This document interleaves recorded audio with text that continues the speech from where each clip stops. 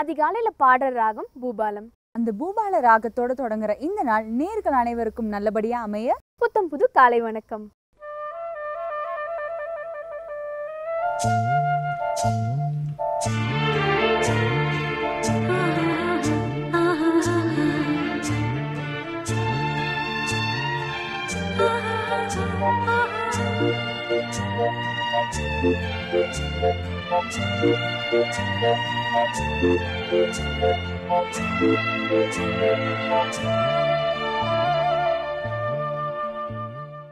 இன்னைக்கு ஒரு பழமொழியோட ஆரம்பிக்கலான்னு இருக்கேன். என்ன பழமொழி?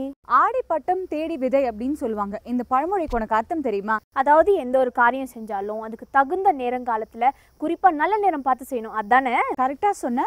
அந்த வகையில் இன்னைக்கு நல்ல நேரம், ராவு காலம், என்னென்ன காரியங்கள் எப்போ செய்யலாம், இந்த மாதிரி நிறைய விஷயங்கள்லாம் தெரிஞ்சுக்க இது சூரியோதயம்.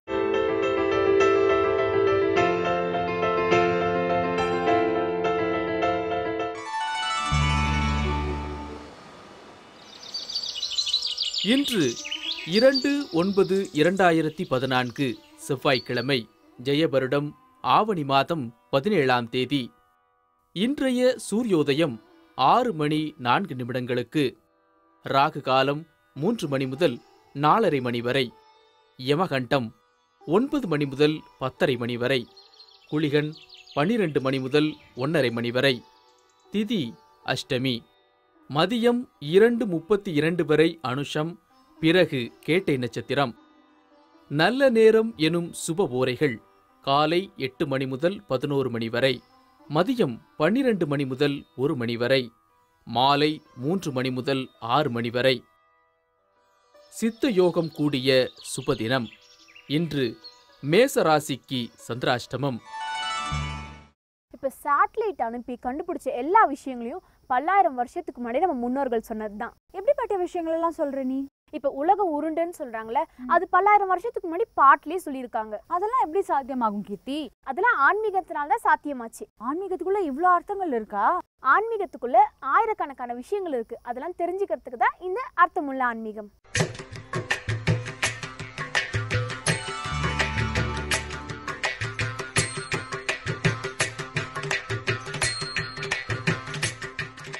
அன்பார்ந்த வேந்தர் தொலைக்காட்சி நேயர்களுக்கு வணக்கம். இன்றைய அர்த்தமுள்ள ஆன்மீகம் என்கிற பகுதியில் விருந்து உபச்சாரம் எந்த அளவு இருக்கலாம், அதற்கு வரையறை என்ன என்பதை பற்றி நாம் பார்க்கவிருக்கிறோம். திருமணங்களில் விருந்து உபசரிக்கிறார்கள். இலை போட்டு விருந்தாளிகள் அமர்வதற்கு முன்னாலேயே இலைகளில் உணவுப் பொருட்கள் பரிமாற்றப்பட்டு விடுகின்றன. ஏராளமான உணவுப் பொருள் வீணாகிறது. அது மட்டுமல்ல, இன்றைய காலகட்டத்தில் பலருக்கு சர்க்கரை நோய். ஆனால் அவர்களை இலை முன் அமர்த்தி வைத்து இன்னும் கொஞ்சம் பாயசம் போட்டுக்கொள்ளுங்கள், இன்னும் கொஞ்சம் ருசியான உணவு வகைகளை சாப்பிடுங்கள் என்று அளவு கடந்து உபசரிக்கிறார்கள். இவ்விதம் உபசரிப்பது என்பது சரியா என்கிற ஒரு கேள்வி எழுகிறது. விருந்து உபச்சாரம் என்பது அளவோடு இருந்தால் உபச்சாரம், அளவுக்கு மிஞ்சினால் அதுவே சொல் சார்ந்த ஒரு வன்முறையாகிறது. அந்த வன்முறை தவறு என்பதை ஒரு புராண கதை விளக்கிறது. இந்த புராண கதை என்ன சொல்கிறது? விருந்து உபசரிக்கிற பொழுது அதற்கு விருந்தாக அமர்கிறவர்களுடைய ஆரோக்கியத்தின் மேல் அக்கறை கொண்ட உபசரிப்பு நிகழ வேண்டும். அவர்களுடைய ஆரோக்கியத்தை கெடுக்கிற அளவுக்கு அந்த உபசரிப்பு உயர்ந்துவிடக்கூடாது என்கிற ஒரு அறநெறியை அந்த பழைய புராண கதை வலியுறுத்துகிறது. பஞ்சபாண்டவர்கள் ராஜசூய யாகம் செய்கிறார்கள். தர்மபுத்திரர் அந்த ராஜசூய யாகத்தை ஏற்பாடு செய்கிறார். மிக பிரம்மாண்டமாக நிகழ்த்தப்பட்ட ஒரு மாபெரும் வேள்வி அது. அந்த வேள்வியில் ஏராளமான விஷயங்கள் நடைபெறவிருக்கின்றன. ஆகையால் நிகழவிருந்த நிகழ்ச்சிகளை ஒட்டி பொறுப்புகளை தர்மபுத்திரர் தன்னுடைய 4 தம்பிகளுக்கும் பிரித்து கொடுக்கிறார். இன்னென்ன பொறுப்புகளை நீ கவனித்துக்கொள் என்று. பீமன் போஜன பிரியன் என்று சொல்கிற வகையில் சாப்பாட்டில் மிகுந்த அக்கறை கொண்டவன், நிறைய சாப்பிடுபவன். ஆகையால் சமையலறை, உணவு தயாரித்தல், தயாரித்த உணவு சரியாக இருக்கிறதா என்று மேற்பார்வை செய்தல், விருந்தினர்களை அழைத்தல், அவர்களுக்கு உணவளித்து உபசரித்தல் போன்ற பொறுப்புகள், சமையலறை தொடர்பான, சமையல் கலை தொடர்பான பொறுப்புகள் முழுவதும் பீமனுக்கு வழங்கப்படுகின்றன. மற்ற பொறுப்புகள் மற்றவர்களுக்கு பகிர்ந்து கொடுக்கப்படுகின்றன. பீமன் அந்த பொறுப்பை மிகச்சிறப்பாக நிர்வகிக்கிறான். ராஜசூய யாகம் பல நாட்கள் நடைபெறுகிறது. தொடக்கத்தில் ஒரு சில நாட்கள் அந்த ராஜசூய யாகத்தில் வழங்கப்பட்ட அன்னதானத்தை பெற்று மகிழ்ச்சி அடைவதற்காக ஏராளமான மக்கள் வருகை தருகிறார்கள். தர்மபுத்திரர் மகாராஜா யாகம் செய்கிறார், விருந்து படைக்கிறார்கள் என்று சொல்லி மக்கள் ஆயிரக்கணக்கில் வந்து விருந்துண்டு திரும்புகிறார்கள். தர்மபுத்திரருக்கு மிகுந்த மகிழ்ச்சியாக இருக்கிறது. ஒரு சில நாட்கள் கழிகின்றன. அதன் பிறகு பார்த்தால் உணவுப் பொருள் சமைத்தது பெருமளவில் மிஞ்சுகிறது. அப்படியானால் விருந்தினர்கள் முன்போல் அதிக எண்ணிக்கையில் வரவில்லை. அது ஏன் என்று தெரியவில்லை. தர்மபுத்திரர் பீமனை அழைத்து விசாரிக்கிறார். என்ன முன்போல் மிக அதிக எண்ணிக்கையில் ஆட்கள் வர காணோமே, குறைவான நபர்கள் தான் வருகிறார்கள், உணவுப் பொருள் மிஞ்சுகிறதே என்று. பீமன் அது எனக்கு ஏன் என்று தெரியவில்லை என்று சொல்கிறான். தர்மபுத்திரர் கவலையோடு கண்ணனை பிரார்த்திக்கிறார். கண்ணன் வருகிறான். கண்ணனும் தர்மபுத்திரரும் அமர்ந்திருக்கிற போது பீமன் அவசரமாக சமையலறையிலிருந்து வருகிறான். ஒரு பெரிய கோளை நிறைய பசும்பாலை கொண்டு வந்து கண்ணனிடம் கொடுத்து அருந்த சொல்கிறான்.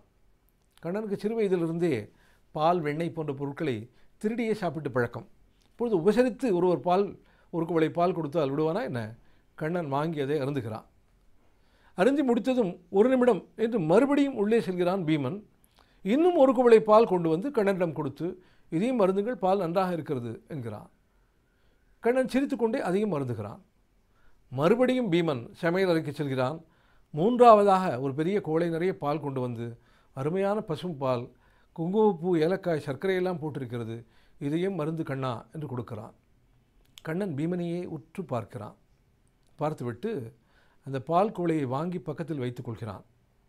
பீமனை அழைத்து தர்மபுத்திரர் முன்னிலையில் ஒரு விஷயத்தை சொல்கிறான். பீமா, மிக அவசரமாக செய்ய வேண்டிய ஒரு செயல் மீதம் இருக்கிறது. நீ உடனே உன் தேரை எடுத்துக்கொண்டு கந்தமாதன மலை என்கிற மலை பக்கத்தில் இருக்கிறது இல்லையா, அந்த மலைக்கு விரைந்து செல்.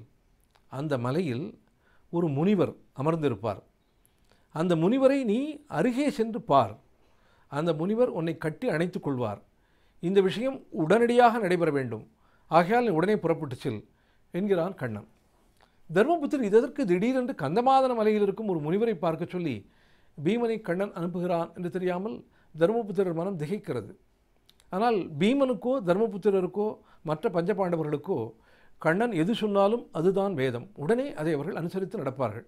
ஆகையால் அந்த மூன்றாவது குவளை பாலை வைத்தபடி இருக்க பீமன் இதோ வந்துவிட்டேன் என்று வெளியே புறப்பட்டு தன்னுடைய தேரை எடுத்துக்கொண்டு மிக விரைந்து தேரில் செல்கிறான். மிகச் சில மணி நேரங்களில் இந்த கந்தமாதன மலையை அடைகிறான். அந்த கந்தமாதன மலை மேல் அந்த முனிவர் யார் என்று தேடிச் செல்கிற பொழுது அவனை வியக்க வைக்கிற ஒரு உருவம் அங்கே தென்படுகிறது. ஒரு முனிவர் தவத்தில் ஆழ்ந்திருக்கிறார். என்ன ஆச்சரியம்! அந்த முனிவர் முழு உடலுமே தங்கத்தால் செய்த பதுமை போல் இருக்கிறது. உடலின் எல்லா அங்கங்களும் தங்க நிறத்தில் ஜொலிக்கின்றன. வியப்போடு அந்த முனிவரை பார்க்கிறான் பீமன். இப்படி ஒரு தங்க நிறம் எப்படி இவருக்கு வாய்த்தது என்று அவன் பார்க்கிற பொழுது மேலும் ஒரு விந்தையான காட்சியை அவன் பார்க்கிறான். அவருடைய உதடுகள் மட்டும் கன்னங்கரையல் என்று கருமையாக தென்படுகின்றன. ஏன் உதடுகள் மட்டும் கருப்பாக இருக்கின்றன என்று பீமன் நினைக்கிற தருணத்தில் அந்த முனிவர் கண் திறந்து பார்க்கிறார். பீமா, வந்துவிட்டாயா? உனக்காகத்தான் காத்திருக்கிறேன். எனக்கு ஒரு சாபம் இருந்தது. அந்த சாபத்திலிருந்து விமோசனம் வேண்டும் என்று நான் கண்ணனிடம் கேட்டேன். ஒரு நாள் பீமன் உன்னை சந்திக்க வருவான், அப்போது சாப விமோசனம் கிடைக்கும் என்று கண்ணன் சொன்னான். என் அருகே வா என்று சொல்லி பீமனை அருகே அழைத்து அந்த முனிவர் கட்டி தழுவுகிறார். ஆனால் பீமனால் அவர் அருகே செல்ல முடியவில்லை. அவருடைய வாயிலிருந்து அவ்வளவு துர்நாற்றம் வீசுகிறது. ஆனால் முனிவர் முகத்தை அருகில் பீமன் பார்த்தவுடன் அந்த விந்தை நிகழ்கிறது. அவருடைய வாயிலிருந்து வந்த துர்நாற்றம் முற்றிலும் அடங்கிவிடுகிறது. கன்னங்கரையில் என்றிருந்த அவருடைய கருத்த உதடுகள் உடலின் மற்ற பாகங்களைப் போல தங்க நிறத்தில் புதிய நிறம் பெற்று ஜொலிக்கின்றன. பீமன் ஆச்சரியத்தோடு அந்த முனிவரிடம் கேட்கிறான், என்ன சாபம் உங்களுக்கு? இப்போது எப்படி அந்த சாபம் நிவர்த்தியாகியது என்று. முனிவர் சொல்கிறார், நான் எல்லோரைப் போலவும் சாதாரண நிறத்தில் தான் இருந்தேன். ஆனால் உலகத்திலேயே தானத்திலெல்லாம் மிகச் சிறந்தது அன்னதானம் என்பதை நான் அறிந்து கொண்டேன்.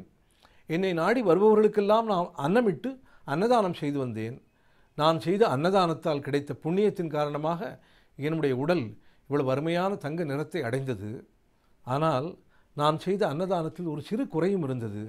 வருபவர்களெல்லாம் நிறைய சாப்பிட வேண்டும் என்று, இன்னும் கொஞ்சம் போட்டுக்கொள்ளுங்கள், இன்னும் கொஞ்சம் சாப்பிடுங்கள் என்று வற்புறுத்தி அவர்களுக்கு உணவளித்தேன்.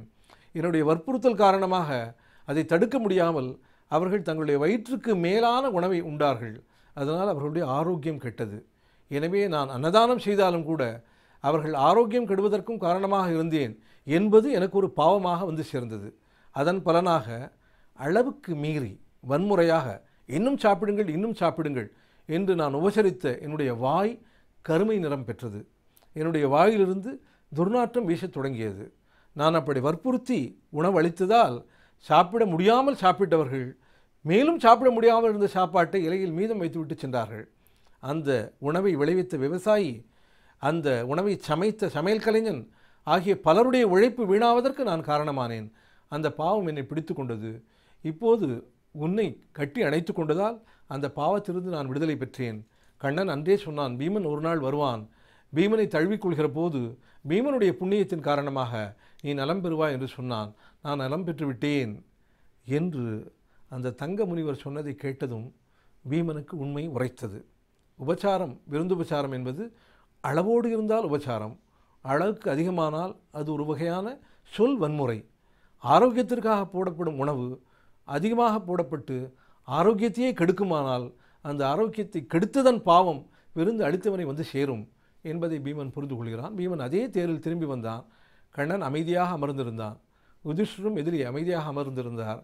வந்த பீமன், கண்ணா, உண்மையான விருந்துபச்சாரம் என்பது என்ன என்று புரிந்து கொண்டேன் என்று சொல்லிவிட்டு கண்ணன் குடிக்காமல் வைத்திருந்த அந்த 3வது குவளை பாலை மிகுந்த எச்சரிக்கையாக மறுபடியும் எடுத்துக்கொண்டு போய் சமையல் அறையில் வைத்தான் என்கிறது புராணம். எனவே உணவுப் பொருளை வீண் செய்வதற்கு யாருக்கும் உரிமை இல்லை. உணவுப் பொருள் ஒரு விவசாயியின் உழைப்பால் விளைகிறது. அறுவடை செய்கிற பெண்கள் அவர்களுடைய உழைப்பு அதில் கலந்திருக்கிறது. புடைக்கிற தானியத்தை புடைத்து நெல்மணியை எடுக்கிற, அரிசியை எடுக்கிற அந்த பெண்களுடைய உழைப்பு அதில் கலந்திருக்கிறது. எத்தனையோ உழைப்பாளிகள் அரிசி உருவாக்குவதற்காக, விளைபொருட்கள் உருவாக்குவதற்காக உழைக்கிறார்கள்.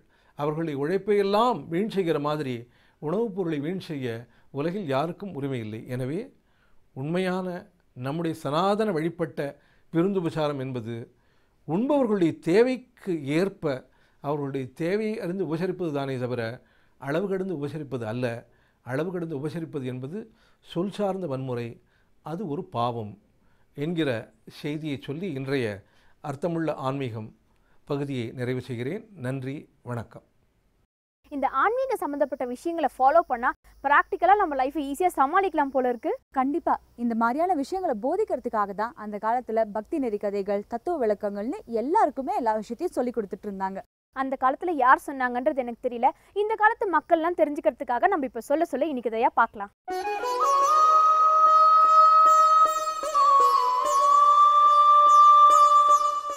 ரிஷசிங்கர் புத்திரகாமேட்டு யாகத்தை தொடங்கினார். அயோத்தியிலே யாகம் நடந்து கொண்டே இருக்கிறது. அப்பொழுது லங்கையிலே ராவணனுக்கு பலம் அதிகமாக இருந்தது. அப்பொழுது ராவணன் திக்விஜயத்துக்கு சென்றான். எல்லா ராஜாக்களையும் ஜெயிப்பதற்காக சென்றான். எல்லா ராஜாக்களையும் ஜெயித்தான். ஜெயித்து கடைசியில் நேராக வந்தான் கைலாய பர்வதம், ஹிமாலய பர்வதம் அது இருந்தது. அதை என்ன பண்ணுவது என்று பார்த்தான். அப்பொழுது ராவணன் 2 கையாலே கைலாச பர்வதத்தை அப்படியே தூக்கி விட்டான். அவ்வளவு பலம் இருந்தது. கொண்டு நல்லது பண்ணியிருக்கலாமே, நல்லது பண்ணலை. அவ்வளோ பலம் இருந்தது. அது அப்படியே தூக்கினான்.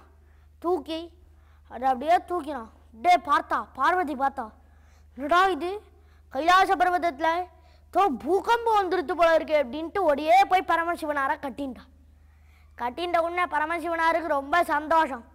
ரொம்ப நாளாக கட்டிங்காத ரொம்ப விருப்போடு இருந்தா வந்து கட்டின்னு இருக்கா அப்படின்ட்டு ரொம்ப சந்தோஷம் பரமசிவனாருக்கு. இருந்தாலும் அவள்கிட்ட இருக்கிற பயத்தை பார்த்தா எந்துண்டார்.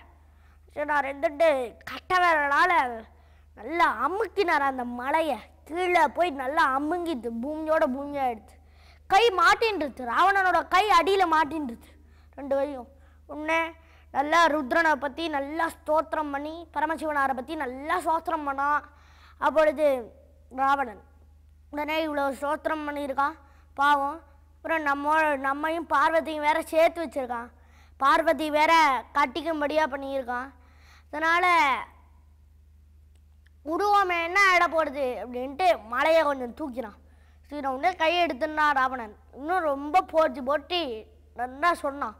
சொன்ன உடனே சந்திரஹாசம் என்று சொல்லக்கூடிய அந்த வாளை எடுத்து கொடுத்தான் ராவணனுக்கு பரமசிவனார். அப்படிப்பட்ட அந்த வாளை வேற வைத்து கொண்டான். நன்றாக யுத்தம் செய்வதற்கு நன்றாக சக்தி இருந்தது, நிறைய சக்தி. அதை கொண்டு நல்லா தபஸ் பண்ணான். அப்படி தபஸ் பண்ணான் அப்படின்னா நல்லா தன்னுடைய தலையை வெட்டி யாகத்தில் போட்டான். இந்த மாதிரி தபஸ் பண்ணி நான் பிரம்மாவட்டத்துலேருந்து நல்லா சக்தியை வாங்கிட்டான். நிறைய சக்தி கொண்டு நல்லா தேவதைகளை நல்லா துன்புறுத்தினான். எப்படி துன்புறுத்தினான் அப்படின்னா, எப்போவுமே எவ்வளவுதான் பெரியவனா இருந்தாலும் வேட்டையாடல ஒரு சுகம். நல்லா வேட்டையாடணும். நேராக போவான், ராத்திரி நேராக போவான். பொழுது ராவணன் வேட்டையாடத்துக்கு போய் நல்லா வேட்டையாடுவான். விளையாடி அந்த வேட்டையாடின மிருகங்கள் எல்லாத்தையும் எடுத்துன்னு வந்து சாப்பாடுக்கு போட்டு நல்லா குளிக்கணும். குற்றால அருவியில் குளிக்கணும் போல இருக்கும். டெய்லி இலங்கையிலேருந்து அங்கேருந்து குற்றாலத்துக்காக வந்துட்டு போக முடியும். குற்றாலத்துக்கெல்லாம் வர முடியல ராவணனால். பார்த்தான், ஒரு பண்ணி வச்சுருந்தான். நம்ம குழி அறை, ஸ்தான அறை அப்படின்னா எவ்வளோ பெருசுக்கு இருக்கும்?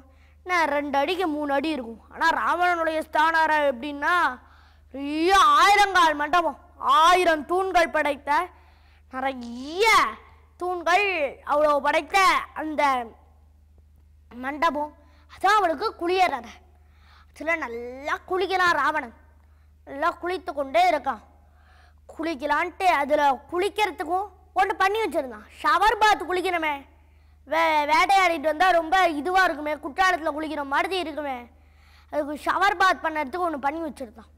என்ன பண்ணி வச்சுருந்தான் அப்படின்னா, சந்திரஹாச கல் அப்படின்னு ஒரு கல் இருக்குது. அதில் சந்திரன் பட்டான் என்று சொன்னால் சந்திர கிரணம் பட்டு புழு சந்திரனுடைய கிரணமும் அதிலே பட்டு உருகி தண்ணியாக கொட்டும்.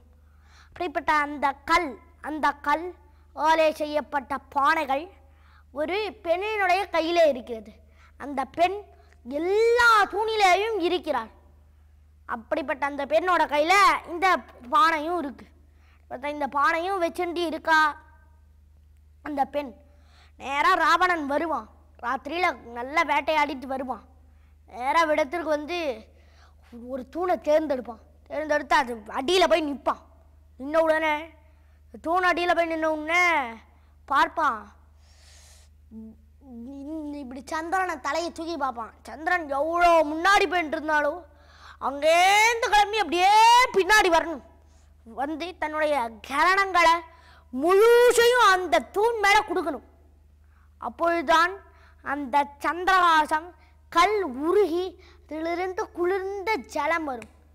அதனாலே இந்த ஜலம் வர வேண்டும் என்பதற்காக நல்லா இப்படி சந்திரனை தலையை தூக்கி பார்ப்பான். சந்திரன் வந்து நிற்பான். தீர்த்தம் நல்லா வரும். அது போல் 4-5 தூணில் நின்று நல்லா குளிச்சுட்டு இப்படி சந்திரனை அப்படி தலையை தூக்கி பார்ப்பான். தலையை தூக்கி வந்த உடனே கையை கூவான். இன்றைக்கி பொழைச்சோம், நல்ல வேலை, இல்லைன்னா என்ன பண்ணியிருப்பான், நல்ல வேலை இன்றைக்கி பொழைச்சோம் அப்படின்னு ஓடியே போயிடுவான் சந்திரன். அதனால் அந்த மாதிரி ஆக்கி வச்சிருந்தான் சந்திரன். அதே போல் ராவனுடைய ராஜ்யத்திலே அமாவாசையே கிடையாது. எப்பொழுதும் பௌர்ணமி. ஒரு கலை ஒரு நாள் குறையக்கூடாது. எப்பொழுதும் பௌர்ணமியோடு இருக்க வேண்டும் என்று தெரிவிக்கிறார்கள். அப்படி கட்டளை இட்டிருந்தான் ராவணன். அதற்கு மேலே சூரியனிடத்திலே கட்டளை இட்டிருந்தான். சூர்யா, நீ நெல்லுக்கு எவ்வளவு சூரியன் வேணுமோ அவ்வளவுதான் நீ வெயிலில் கொடுக்க வேண்டும். அதற்கு மேலே கொடுத்தா என்றால் உன்னுடைய தலையை சீவிடுவேன். இப்பொழுது ஊட்டி மாதிரி இருக்கணும் அப்படின்ட்டு ராவணன் கட்டளை இட்டிருந்தான். இது சூரியனுக்கு உண்டான கட்டு. அதுக்கு மேலே அக்னியை கூட்டான்.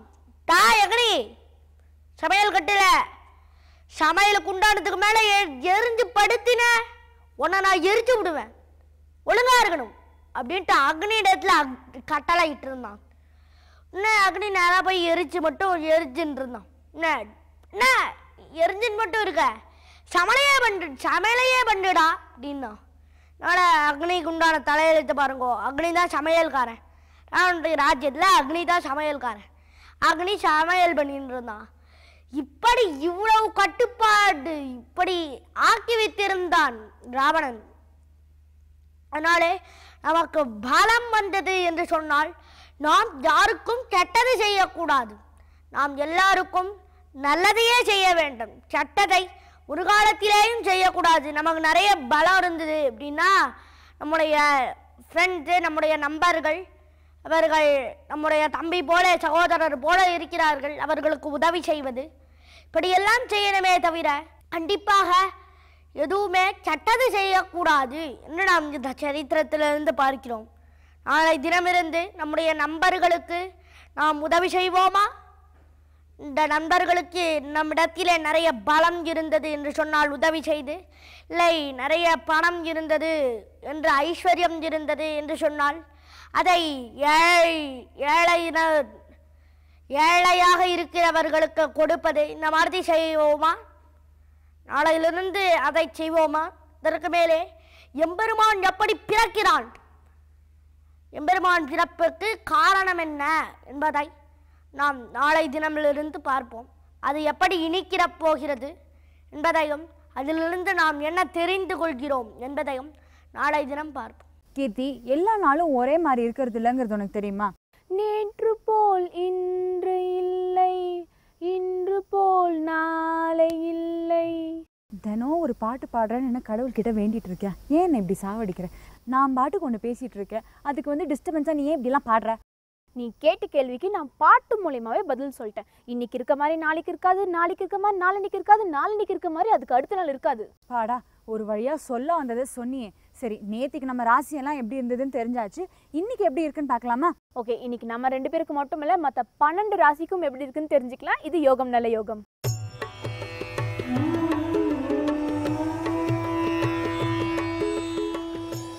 வேந்தர் டிவி நிகழ்ச்சியின் மூலியமாக யோகம் நல்ல யோகத்தின் வாயிலாக தினமும் நாம் 12 ராசி பலன்களை பார்த்து கொண்டு வருகிறோம்.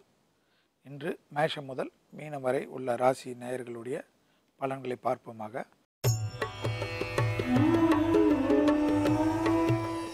முதலாவதாக நாம் பார்க்கக்கூடிய ராசி மேஷராசி நேயர்கள். மேஷராசி நேயர்களுக்கு அதாவது இன்று 2/9/2014 ஆண்டு ஆவணி 17ஆம் நாள் செவ்வாய்க்கிழமையில் என்ன பலன் என்பதை முதலாவதாக பார்ப்போமாக. முதலில் மேஷராசிக்காரர்களுக்கு இன்றைய நாள் முழுவதும் சந்திரனுடைய 8ஆம் இடத்தில் சஞ்சரிப்பதனால் உங்களுக்கு சந்திராஷ்டமத்தினுடைய வீரியம் தாக்கம் காணப்படும். எனவே நீங்கள் அதிக கவனம் எல்லா விஷயத்திலும் இருப்பது மிக முக்கியமான பலனை ஏற்படுத்தி தரும். சிறிது கேளிக்கை, சிறிது கோபம், சிறிது கலகலப்பாக பேசுவது, தமாஷாக கூறுவது கூட சிலர் சீரியஸாக எடுத்துக்கொள்ளலாம். எனவே அதனால் சங்கடங்கள்லாம் ஏற்படலாம். எனவே உறவாக இருக்கட்டும், நட்பாக இருக்கட்டும், உத்தியோகத்தில் இருப்பவர்களாக இருக்கட்டும், எல்லோரும் ஒருவித கவனத்துடன் இருப்பதும், வீணாக தான் உண்டு தன் வேலை உண்டு என்று இருப்பது மிக மிக நன்மை ஏற்படுத்தி தரும். யாரிடத்திலும் தமாஷாக கூட விளையாடாமல் இருப்பது நன்மை ஏற்படுத்தி தரும். குறிப்பாக வண்டி வாகனத்தில் அதிக கவனத்துடன் இருப்பதும், வண்டிகளில் ஏறுகின்ற சமயத்திலே, வண்டியை ஸ்டார்ட் செய்கின்ற சமயத்திலே செல்ஃபோன் எல்லாம் சுவிட்ச் ஆஃப் செய்து விடுவது இன்றைய நாளில் உங்களுக்கு மிக மிக நன்மை ஏற்படுத்தி தரும். இல்லை என்றால் வீணாக அதற்குண்டான தண்டத்தை நீங்கள் அழுதுதான் தீர வேண்டும். எனவே எல்லா விஷயத்திலும் மிக கவனமாக இன்று இருக்கக்கூடிய காரர்கள் மேஷராசிக்காரர்கள். அடுத்ததாக நாம் பார்க்கக்கூடிய ராசிக்காரர்கள் ரிஷபராசிக்காரர்கள்.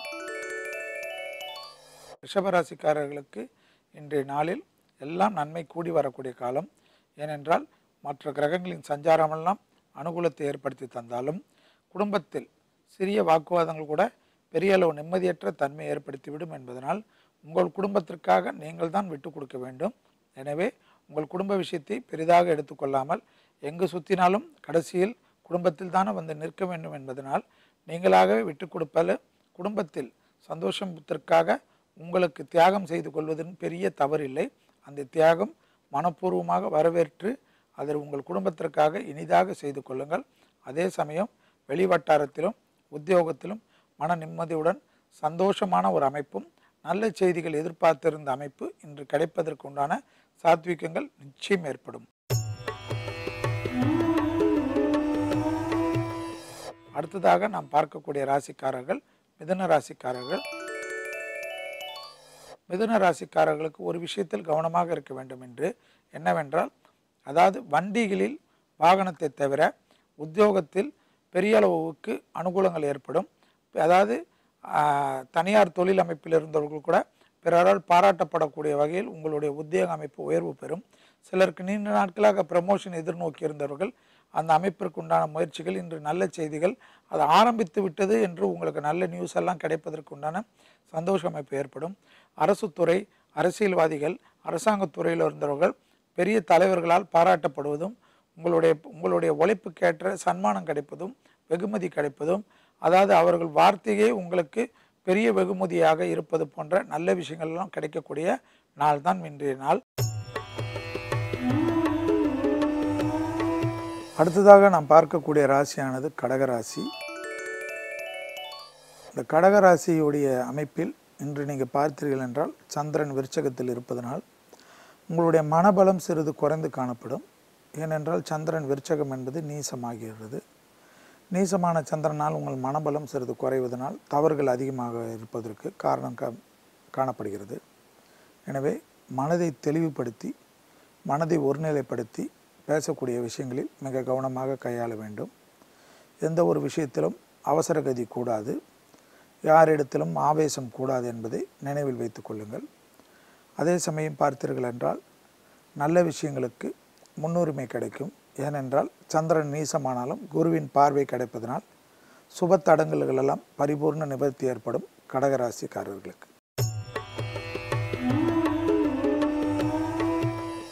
அடுத்ததாக நாம் பார்க்கக்கூடிய ராசியானது சிம்ம ராசிக்காரர்கள். சிம்ம ராசிக்காரர்களுடைய பெரியவர்கள், அதாவது குடும்பத்தில் உள்ள பெரியவர்கள் உடல்நிலைக்கு மட்டும் இன்று அதிக முக்கியத்துவம் கொடுக்க வேண்டும். மற்றபடி பார்த்தீர்கள் என்றால் வெளிவட்டாரத்தில் நிச்சயமாக ஒரு நல்ல விஷயம் அனுகூலங்கள் காணப்படும். சிலருக்கு சுப விரயங்கள் இன்று ஏற்படும் என்பதனால் இஷ்டமான ஒரு ஏதேனும் ஒரு பொருள் வாங்குவதனுடைய பிராப்தங்கள் கைகூடும். அடுத்ததாக நாம் பார்க்கக்கூடிய ராசிக்காரர்கள் கன்னியா ராசிக்காரர்கள். கன்னியா ராசிக்காரர்களுக்கு இன்று கிரகத்தின் கோச்சாரம்படி ஏற்கனவே அனைத்து விஷயங்களும் நன்மையாக காணப்பட்டாலும் 12க்கு உண்டான சூரியன் விரயத்திலே இருப்பதும் ஆட்சி பெற்றிருப்பதும் தன்னுடைய சொந்த வீட்டில் இருப்பதனால் அனாவசிய செலவுகளை மட்டும் தவிர்த்து கொள்ளுங்கள். தேவையில்லாமல் அழகுபடுத்துகிறேன் என்று அழகுக்காக முன்னுரிமை கொடுத்து கண்ட கிரீமுகளை வாங்கி அதற்கு ஒவ்வாமையாகி அதற்கு மேலும் செலவு வைக்காமல் மருத்துவ ஆலோசனையோ அல்லது அதில் நிபுணத்துவம் பெற்ற ஆலோசனைக்குபடி உங்களுக்கு வேண்டி நீங்கள் அழகுபடுத்தி கொள்ளுங்கள். யாரும் வேண்டாம் என்று சொல்லவில்லை. ஆனால் அது சரியான முறையில், அதாவது அதனால் எந்த பாதிப்பும் இல்லாத வகையில் உங்களை மேன்மைப்படுத்தி கொள்ளுங்கள். சுப விரயங்களாக மாற்றிக்கொள்வது உங்களுடைய புத்திசாலித்தனத்தை பொறுத்தது.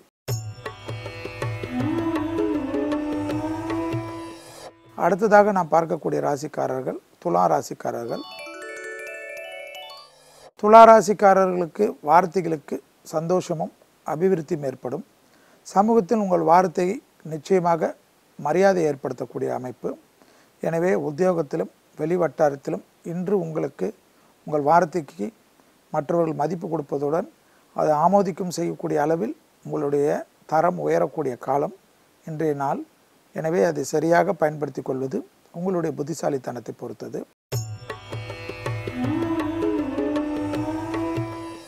அடுத்ததாக நாம் பார்க்கக்கூடிய ராசிக்காரர்கள் விருச்சக ராசிக்காரர்கள். இன்று விருச்சக ராசியிலே சந்திரன் வீற்றிருப்பதனால், மேலும் ஏற்கனவே நாம் கூறியுள்ளதை போல் விருச்சக ராசியுடைய அமைப்புக்கு குருவின் பரிபூர்ண 5ஆம் பார்வை பலம் உள்ளதனால் உங்களுக்கு இனம் புரியாத ஒரு சந்தோஷ அமைப்பு ஏற்படும். கடந்த காலகட்டத்தில் காணப்பட்டிருந்த மன நிம்மதியற்ற தன்மை இன்று தெளிவு பெறும். தீர்க்கமான முடிவு எடுப்பதில் வல்லவர்களாக இன்று காணப்படுவீர்கள். பல குழப்பமாக இருந்த சூழ்நிலையை மறையக்கூடிய அமைப்புக்கு இன்று ஒரு உத்வேகத்துடன் காணப்படக்கூடிய காலகட்டம். அதை சரியாக முறையாக பயன்படுத்தி கொண்டு வெற்றி பெறுங்கள். மேலும் உங்களுக்கு திடீர் ஆதாயமாக உங்களுடைய வார்த்தைக்கும் உங்கள் உழைப்புக்கும் மற்றவர்களால் அங்கீகரிக்கப்படக்கூடிய அளவுக்கு இன்று நாள் உங்களுக்கு சுபமாக காணப்படுவதை சரியாக பயன்படுத்திக் கொள்ளுங்கள். அடுத்ததாக நாம் பார்க்கக்கூடிய ராசிக்காரர்கள் தனுசு ராசிக்காரர்கள். தனுசு ராசிக்காரர்களுக்கு ஏற்கனவே நாம் சொல்லியதை போல் குருவானவர் அஷ்டமத்தில் இருப்பதும் அதனுடைய கெடுபலன்கள் என்பது சிறிது காணப்பட்டாலும் அந்த கெடுபலன்கள் தேக ஆரோக்கியத்தில் மட்டும்தான் என்பதை கவனத்தில் கொள்ளுங்கள். அதே சமயம் 8க்குரிய சந்திரன் 12இல் மறைந்திருப்பதனால் இன்றைய நாளில் உங்களுக்கு நிச்சயமாக கெடுபலன்கள் குறைந்தே காணப்படும். அந்த குறைந்து காணப்படுவது கெடுபலனுடன் நல்ல நல்ல பலன்கள் கிடைப்பதற்கும் சந்திரனுடைய மறைவு ஸ்தானம் உபகாரமாக இருக்கும். எனவே இன்று மனதில் பட்டதை மற்றவர்களிடம் வெளிப்படையாக பேசாமல் ரகசியங்களை பரம ரகசியமாக வைத்து கொண்டிருந்தீர்கள் என்றாலே இன்றைய நாள் உங்களுக்கு மற்றவர்களாலும் உங்களுக்குமே நன்மையாக காணப்படக்கூடிய நாளாக காணப்படுகிறது.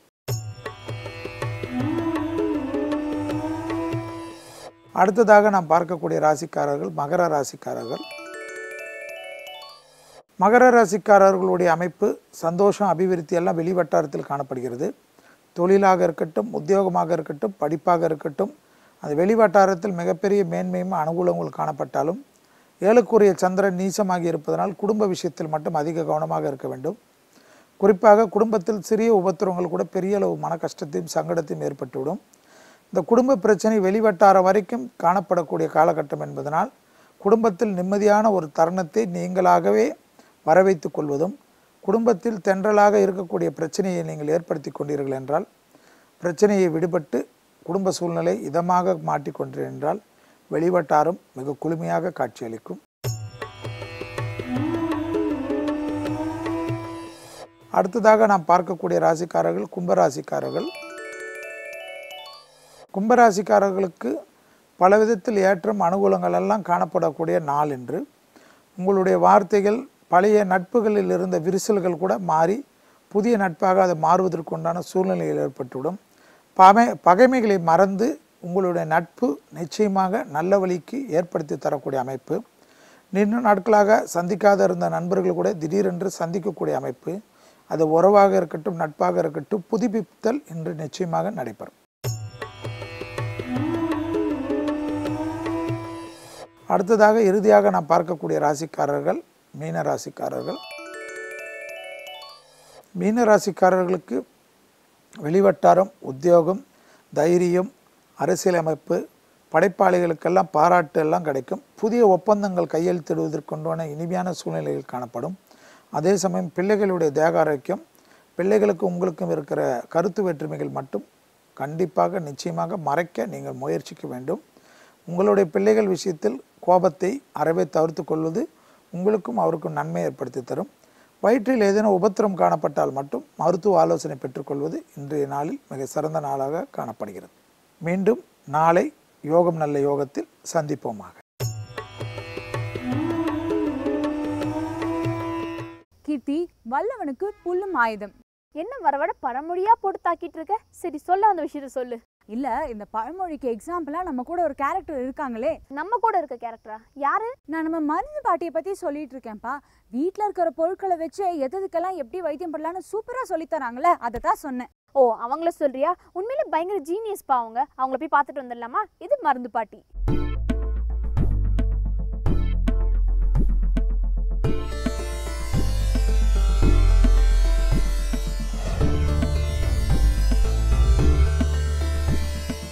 வேந்தர் டிவி நேயர்களுக்கு மருந்து பாட்டியோட வணக்கம். மம்பு டீ தோளில் வச்சு மடதரக்க போற மச்சான், மம்பு டீ தோளில் வச்சு மடதரக்க போற மச்சான், செம்பட்டி ரோட்டு மேலே சிலையா நான் நிற்கிறனே, செம்பட்டி ரோட்டு மேலே சிலையா நான் நிற்கிறனே. இன்னைக்கு அகத்திக்கீரையில் ஒரு மருந்து. இந்த அகத்திக்கீரைனை பெரும்பாலும் யாரும் ரொம்ப சாப்பிட மாட்டாங்க. இந்த அகத்திக்கீரை எப்படி அவனோட மருந்தெல்லாம் அதில் இருக்குன்னு உங்களுக்கு தெரியுமா? இப்போ நான் சொல்ல போகிறேன். அகத்திக்கீரை வாய் புண்ணு, அப்படியே வாயெல்லாம் புண்ணாக இருந்துச்சுனாக்கா வாரத்தில் ஒரு நாள் சாப்பிடலாம். சாப்பிடக்கூடாதுங்கல்ல. அகத்திக்கீரை எவ்வளோ பெரிய மருந்து, நல்ல ஒரு நாட்டு வைத்தியத்தில் அது ஒரு நல்ல ஒரு மருந்து. வாய் புண்ணு, வகுத்து புண்ணு ஆயிடுச்சுனாக்கா அகத்திக்கீரை சூப்பு வைக்கலாம். சூப்பு வச்சு சாப்பிட்டா வகுத்து புண்ணு அப்படியே நிப்பாட்டும். அதே மாதிரி இந்த அகத்திக்கீரையை நல்லா ஆஞ்சி பட்டை வத்தல், தக்காளி பழம், கருவேப்பிலை, மல்லி, சோம்பு சீரகம் அரைச்சி போட்டு நல்லா சூப்பு வச்சிடணும். காலைல சாப்பிட்டா வகுத்து வலியெல்லாம் வகுத்து புண்ணெல்லாம் அப்படி ஒரு கேட்கும், பிடிச்சி நிப்பாட்டும். வாய் புண்ணு இருக்கு நாங்களாம் சாப்பிடுவோம். கிராமங்களில் வாரத்தில் ஒரு நாள், டெய்லியும் சாப்பிட வேணாம், வாரத்தில் ஒரு நாள் அகத்திக்கீரை சாப்பிட்றது நல்லது. இதே நம்ம செய்த பாவங்கள்லாம் தொலையணும், புண்ணியம் தேடுனாக்கா பசுமாட்டுக்கு வாங்கி கொடுப்போம். இது ஆடு மாடு தானே திங்குது, நம்ம மனுஷன் திங்கக்கூடாது அப்படின்னு நினைப்பாங்க. அப்படி இல்லை, இது ஒரு நல்ல வைத்தியம். எனக்கெல்லாம் காலு வலி தாங்க முடியல. நானே என்னென்னமோ மருந்தெல்லாம் போட்டேன், ஆஸ்பத்திரிக்கெல்லாம் போனேன், ஒன்றும் சரி வரல. அப்புறமா யோசனை பண்ணி பார்த்தேன். எங்கள் அம்மா அது மாதிரிக்க செஞ்சாங்க, அதை நான் பார்த்துக்கிட்டே இருந்தேன். அப்போ எனக்கு ஒரு 5-6 வயசு இருக்கும். எங்கள் அம்மா அந்த அகத்திக்கீரையை அரைச்சி காலில் போட்டுக்கிட்டே இருந்துச்சு. அப்புறமா எங்கள் அம்மா, நான் வயக்காட்டுக்கெல்லாம் போகும், நடவு நடுறவங்கள அவங்கெல்லாம் கிராமத்தில் நாங்கள் விவசாயமெல்லாம் பண்ணுவோம். அப்போ நல்லா 3 நாள் எங்கள் அம்மா வலிக்குதுன்னு படுத்து கிடந்துச்சு. இதை அரைச்சி போட்டு நைட்டில் அரைச்சி போட்டிருந்து காலையில் இருந்துச்சு, குளிச்சுட்டு வேலைக்கு போயிடுச்சு. என்னடா 6-7 வயசு பிள்ளை, நான் எனக்கு ஒன்றும் தெரியல. அப்போ என்னடா அம்மா கால் வலிக்குதுன்னு சொன்னிச்சு, இப்போ நடவுக்கு போயிடுச்சுன்னா இப்போ நினச்சி பார்க்குறேன். அப்போ அதை நினைக்கிறேன், எனக்கு தெரியல. ஓஹோ, அப்போ இந்த அகத்திக்கீரையை அரைச்சி தடவுனா நமக்கு கால் வலி குணமாகும் அப்படின்னு நினச்சிக்கிட்டு இந்த கீரையை என்ன பண்ண, இந்த மாதிரிக்கு நல்லா கீரை பூரா எடுத்துட்டு காம்பு இல்லாமல் கீரையை மட்டும் எடுத்து நல்லா அம்மியில் நைஸாக அரைக்கணும். அரைச்சி முழங்கால் கடு அப்படி ஒரு தேள் கொட்டுனா எப்படி கடுக்கும் அந்த மாதிரி கடுத்துச்சு. நைட்டில் போட்டுக்கிட்டு காலையில் எந்திரிச்சு நல்லா சுடு தண்ணி வச்சு 1 வாரம் அந்த மாதிரி குளித்தங்க. கால் வலியெல்லாம் எங்கே போச்சுன்னே தெரியல. ஆனால் உண்மையிலேயே இந்த அகத்திக்கீரை முழங்கால் வலி, கைகால் குடைச்சல், கையெல்லாம் ஒரே குடைச்சல், இந்த பூட்டு வலிக்கும், அதுக்கெல்லாம் இது நல்லதுங்க. இது ரொம்ப குளிர்ச்சி. அதாவது தண்ணி சாப்பிட்றவங்களாம் அதை குடிக்கக்கூடாது, அது ஆபத்து. அதனால இந்த காலு கை வலி, நமக்கு வயசானாலே 40 வயசு ஆனாலே காலு கை வலி வந்துடும். அப்படிங்கும்போது அந்த அகத்திக்கீரையை நல்லா அரைச்சி காலில் தேய்ச்சிட்டு நீங்கள் படுத்திங்கன்னா திருப்பி உங்களுக்கு மூட்டு வலி வந்துச்சுன்னா என்னன்னு கேளுங்க. கண்கண்ட மருந்துங்க அந்த அகத்திக்கீரை. நாங்கள் எவ்வளோ மாத்திரை மருந்தெல்லாம் சாப்பிட்டு பார்த்தேன், ஒன்றுலையும் கேட்கல. இந்த அகத்திக்கீரை தெய்வம் மாதிரி எனக்கு. இது சின்ன வயசில் எங்கள் அம்மா காலில் போட்டதை நான் பார்த்துக்கிட்டே இருந்து நானும் அதே மாதிரி இப்போ போட்டேன். எனக்கு கால் வலி இல்லை. அது மாதிரி அகத்திக்கீரையை கால் வலிக்கு மட்டும் போட்டால் போதாது, நம்ம சாப்பிடலாம். நல்லா அந்த கீரையை கொழுந்து கீரையாக எடுத்து பாசிப்பயிறு, இந்த கீரையும் நல்லா வெங்காயம் பச்சை மிளகா போட்டு பாசிப்பயிரையும் போட்டு நல்லா அதை பொரியல் பண்ணி சாப்பிடலாம். போட்டு தேங்காய் திரி போட்டு சாப்பிட்டா கொண்டாங்குங்க நல்லா டேஸ்ட்டாக இருக்கும். நல்லா வகுத்து புண்ணை ஆற்றும், வாய் புண்ணை ஆற்றும். வாய் ஒரு மாதிரி வீச்சு எடுத்து அந்த அகத்திக்கீரை வாரத்தில் 1 நாள் சாப்பிட்டாலே போதும். கண் பார்வைக்கு கூட நல்லது தான். இது கிராமத்தில் உள்ளவங்களுக்கு தான் இது தெரியும். டவுனில் உள்ளவங்க யாரும் சாப்பிட மாட்டாங்க. யார் இதை வாங்கிறது, இதை எப்படி சாப்பிட்றதுன்ட்டு அதை சாப்பிட்டு பார்த்தீங்கன்னு வச்சுங்களேன், உண்மையில் அது ஒரு தனி சுவை, நல்ல சுவையாக இருக்கும். சூப்பு வைக்கலாம், சூப்பு வச்சு சாப்பிடலாம். அகத்திக்கீரை சாறு வைக்கலாம். வெறும் சாறை வேக போட்டு வெங்காயம் பட்டை வத்தல் மட்டும் போட்டு வேக வைக்கணும். வேக வச்சு அந்த தண்ணி எடுத்து குடித்தோம்னாக்கா வகுத்து வலி நின்று போயிடும். நான் ஒவ்வொரு நாளைக்கும் ஒவ்வொரு வைத்தியம் சொல்கிறத நீங்கள் கண்டிப்பாக நீங்கள் மறக்காமல் ஒவ்வொரு நாளும் அந்த பாட்டி சொன்னாங்களே அது மாதிரி நமக்கு இந்த வியாதிகள் இருக்குது, நம்ம சாப்பிட்டு பார்ப்போம். சாப்பிட்டு பார்த்தா தானே அதோட அருமை உங்களுக்கு தெரியும். நான் உட்காந்து சொல்கிறேன், வேலை மனக்கட்டு இந்த கலைவி சொல்கிறால நினைக்காதீங்க. எனக்கு வேலை வெட்டியெல்லாம் போட்டு உட்காந்து சொல்கிறேன். இதை நீங்கள் பார்த்து சரி பாட்டி சொன்ன வைத்தியம் நல்லா இருக்குது, அது கேட்குது அப்படின்னு மீண்டும் நீங்கள் இதை பார்ப்பீங்க. எப்படா பாட்டி வரணும் நீங்கள் ஆவலோட காத்துக்கிட்டு இருக்கணும். அதுக்காக தான் ஒவ்வொரு நாளைக்கும் நான் ஒவ்வொரு மருந்து உங்களுக்கு சொல்லி கொடுக்குறேன். சந்தையில் சேவிக்க சண்டாலனே நான் சோரண்ட, சந்தையில் சேவிக்க சண்டாலனே நான் சோரண்ட, என்ன சொரண்டாதடி என்ன சொரண்டாதடி எங்கையில காசு இல்லை, என்ன சொரண்டாதடி எங்கையில காசு இல்லை தன்னே நன்னானே பொடுதானே நன்னானே. இன்னைக்கு காலு வலி போக்குறதுக்காக அகத்திக்கீரையில் என்னென்ன செய்கிறோம், எப்படி அதில் சாப்பிட்றோம், எப்படி காலில் போகிறோம் எல்லாத்தையும் விவரமாக உங்களுக்கு சொன்னேன். இதை நீங்கள் கண்டிப்பாக உங்கள் வீட்டில் எல்லாரும் இந்த அகத்திக்கீரை வாங்கி கால் வலிக்கிறவங்க கண்டிப்பாக நீங்கள் காலில் நீங்கள் அரைச்சி போடுங்க. போட்டுட்டு காலையில் வெந்நீர் வச்சு கழுவிட்டு பாருங்கள். அந்த கால் வலி இருந்தால் நீங்கள் என்ன சொல்கிறீங்களோ அதை நான் கட்டுப்படுறேன், உறுதியாக நான் சொல்கிறேன் உங்களுக்கு. நன்றி, வணக்கம். உலகத்துக்கே நம்ம இந்தியாவோட கிஃப்ட் என்னன்னு தெரியுமா? அரிசி தான், வேற என்ன? சாப்பிட்றத தவிர வேற எதை பத்தியுமே யோசிக்க மாட்டியா? எப்போவுமே சாப்பாடு பற்றி தான் யோசிப்பேங்கிறது வேற விஷயம். ஆனால் அரிசியை விட ஒரு பெட்டர் கிஃப்ட் என்ன இருக்க முடியும்? இருக்கே. பல்லாயிரம் வருஷத்துக்கு முன்னாடி பதஞ்சலி உருவாக்குன யோகா தான். உலகம் ஃபுல்லா இப்ப அதுதான் ஃபாலோ பண்ணிட்டு இருக்காங்க. அடேங்கப்பா, நிஜமாவா சொல்ற? நிஜமா தான் சொல்றேன். அமெரிக்கால மட்டும் 1.5 கோடி மக்கள் இதை ஃபாலோ பண்றாங்க. இதுக்கு செலவு எவ்வளவு தெரியுமா பண்றாங்க? 500 கோடி ஒரு வருஷத்துக்கு. நம்ம இவ்வளோ சிம்பிளாக இங்கே பண்ணிட்டு இருக்கோம் இந்த யோகாவை, இதுக்காக 500 கோடி செலவு பண்ணுறாங்களா? எப்பயுமே சிம்பிள் தான் பெஸ்ட். அதே மாதிரி இன்னைக்கும் வீட்டில் இருந்தபடியே சிம்பிளா யோகா கத்துக்கிறதுக்காக தான் இந்த உடலின் மொழி.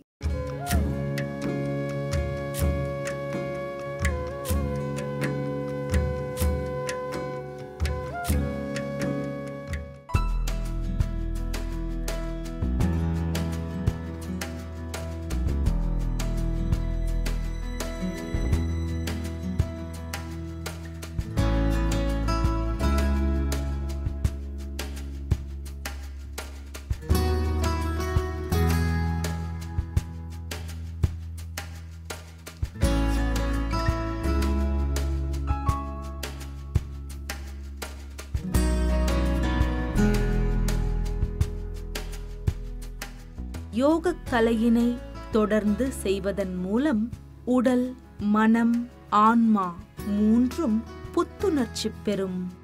அப்படி நமக்கு புத்துணர்ச்சியை அளிக்கக்கூடிய யோகாசனங்களில் இன்று நாம் காணவிருப்பது அர்த்த மத்ஸ்யேந்திராசனம். அர்த்த மத்ஸ்யேந்திராசனம் செய்வதற்கான விதிமுறைகள். தொடர்ந்து முதுகுவலி உள்ளவர்கள் யோகா ஆசிரியரின் ஆலோசனையை கேட்டு செய்ய வேண்டும். குடல் புண் மற்றும் ஹிரண்யா உள்ளவர்கள் கவனமாக செய்ய வேண்டும். அதிக நேரம் இந்த ஆசனத்தில் இருக்கக்கூடாது.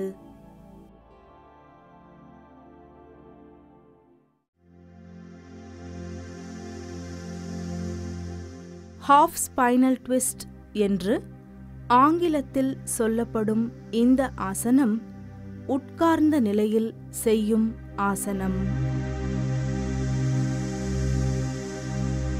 உள்ளங்கைகளை தரையில் அழுத்தி முதுகை நிமிர்த்த வேண்டும். கால்களை சேர்த்து வைக்க வேண்டும். இப்போது வலது காலை மடித்து இடது கால் தொடையின் அடிப்பகுதியில் வைக்க வேண்டும்.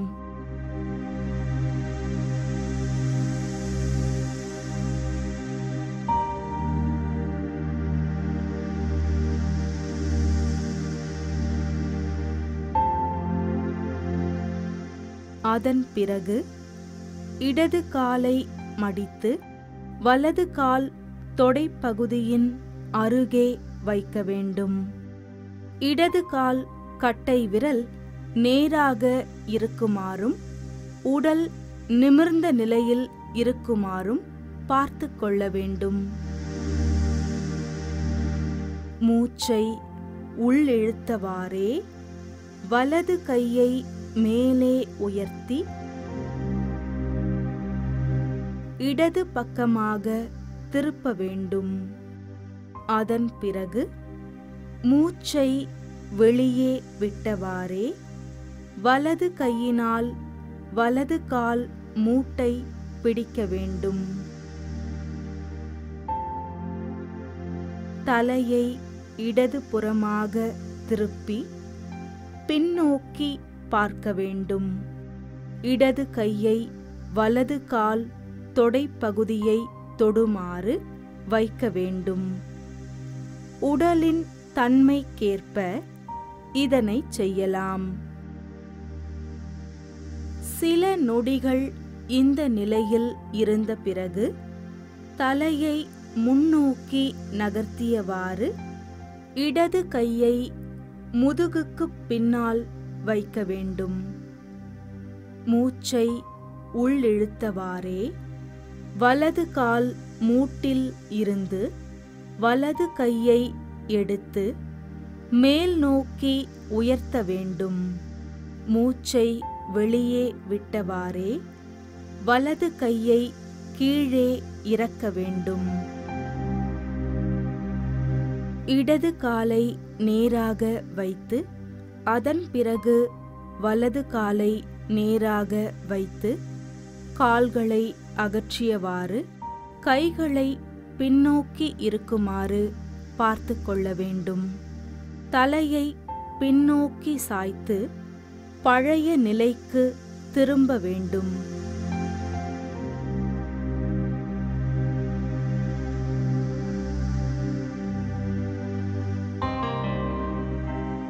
இப்போது இந்த ஆசனத்தின் அடுத்த பாதியை பார்க்கப் போகிறோம். 2 கால்களையும் ஒன்றாக சேர்த்து கைகளை முன்னே வைத்து நேராக உட்கார வேண்டும்.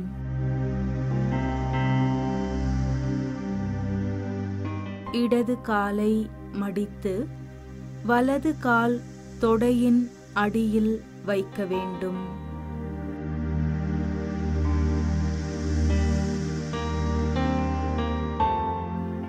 வலது காலை மடித்து இடது கால் தொடையின் அருகில் வைக்க வேண்டும். இடது குதிக்கால் நேராக இருக்க இடது கால் மூட்டு மேலே நோக்கியவாறு இருக்க வேண்டும். அதன் பிறகு முதுகு வளையாமல் இருக்க வலது கையை பின்னால் வைத்து தாங்கிக் கொள்ள வேண்டும். இப்போது மூச்சை உள்ளிழுத்தவாறே இடது கையை மேலே உயர்த்த வேண்டும். தொடர்ந்து மூச்சை வெளியே தள்ளியவாறு இடது கால் மூட்டை பிடிக்க வேண்டும். அதன் பிறகு தலையை பின்னோக்கி திருப்ப வேண்டும். முதுகு நேராக இருக்க உடலின் வளையும் தன்மைக்கு ஏற்றவாறு அடுத்த தொடுதலை செய்யலாம். வலது கையினால் இடது கால் தொடை பகுதியை தொட வேண்டும். சிரமம் இருப்பதாக உணர்ந்தால் இதனை தவிர்த்து விடலாம். சில நொடிகள் கழித்து வலது கையினை விடுவித்து முதுகுக்கு பின்னால் வைத்து தலையை நேராக திருப்ப வேண்டும். மூச்சை உள்ளிழுத்தவாறே இடது கையை மேலே தூக்க வேண்டும். மூச்சை வெளியே விட்டவாறு இடது கையை கீழிறக்க வேண்டும். வலது காலை எடுத்து நேராக வைக்க வேண்டும். அதன் பின் இடது காலை விடுவித்து நேராக எடுத்து வர வேண்டும். முதுகு நிமிர்ந்த நிலையில் இருந்து மீண்டும் ஓய்வு நிலைக்கு செல்ல வேண்டும். கண்கள் மூடி மனம் அமைதியாக இருக்க உடலுக்கு புது தெம்பு கிடைத்திருப்பதை அனுபவிக்கலாம்.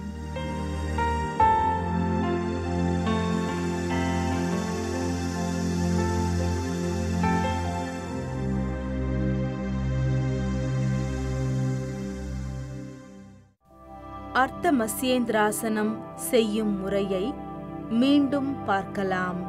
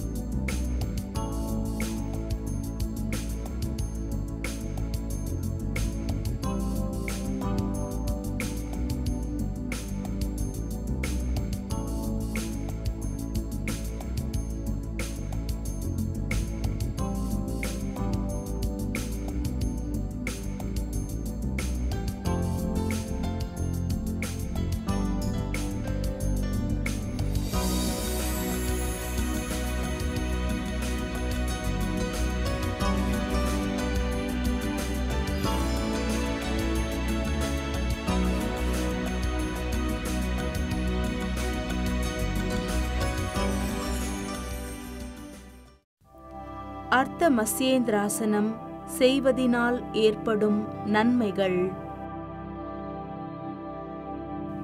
வயிற்று பகுதியில் உள்ள உறுப்புகள் நன்றாக செயல்பட இந்த ஆசனம் உதவும்.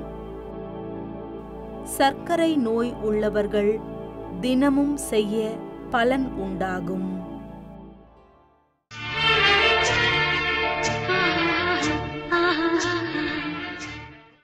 கூழானாலும் குளித்து குடின்னு ஔவையார் சொன்னது ஞாபகம் இருக்கா?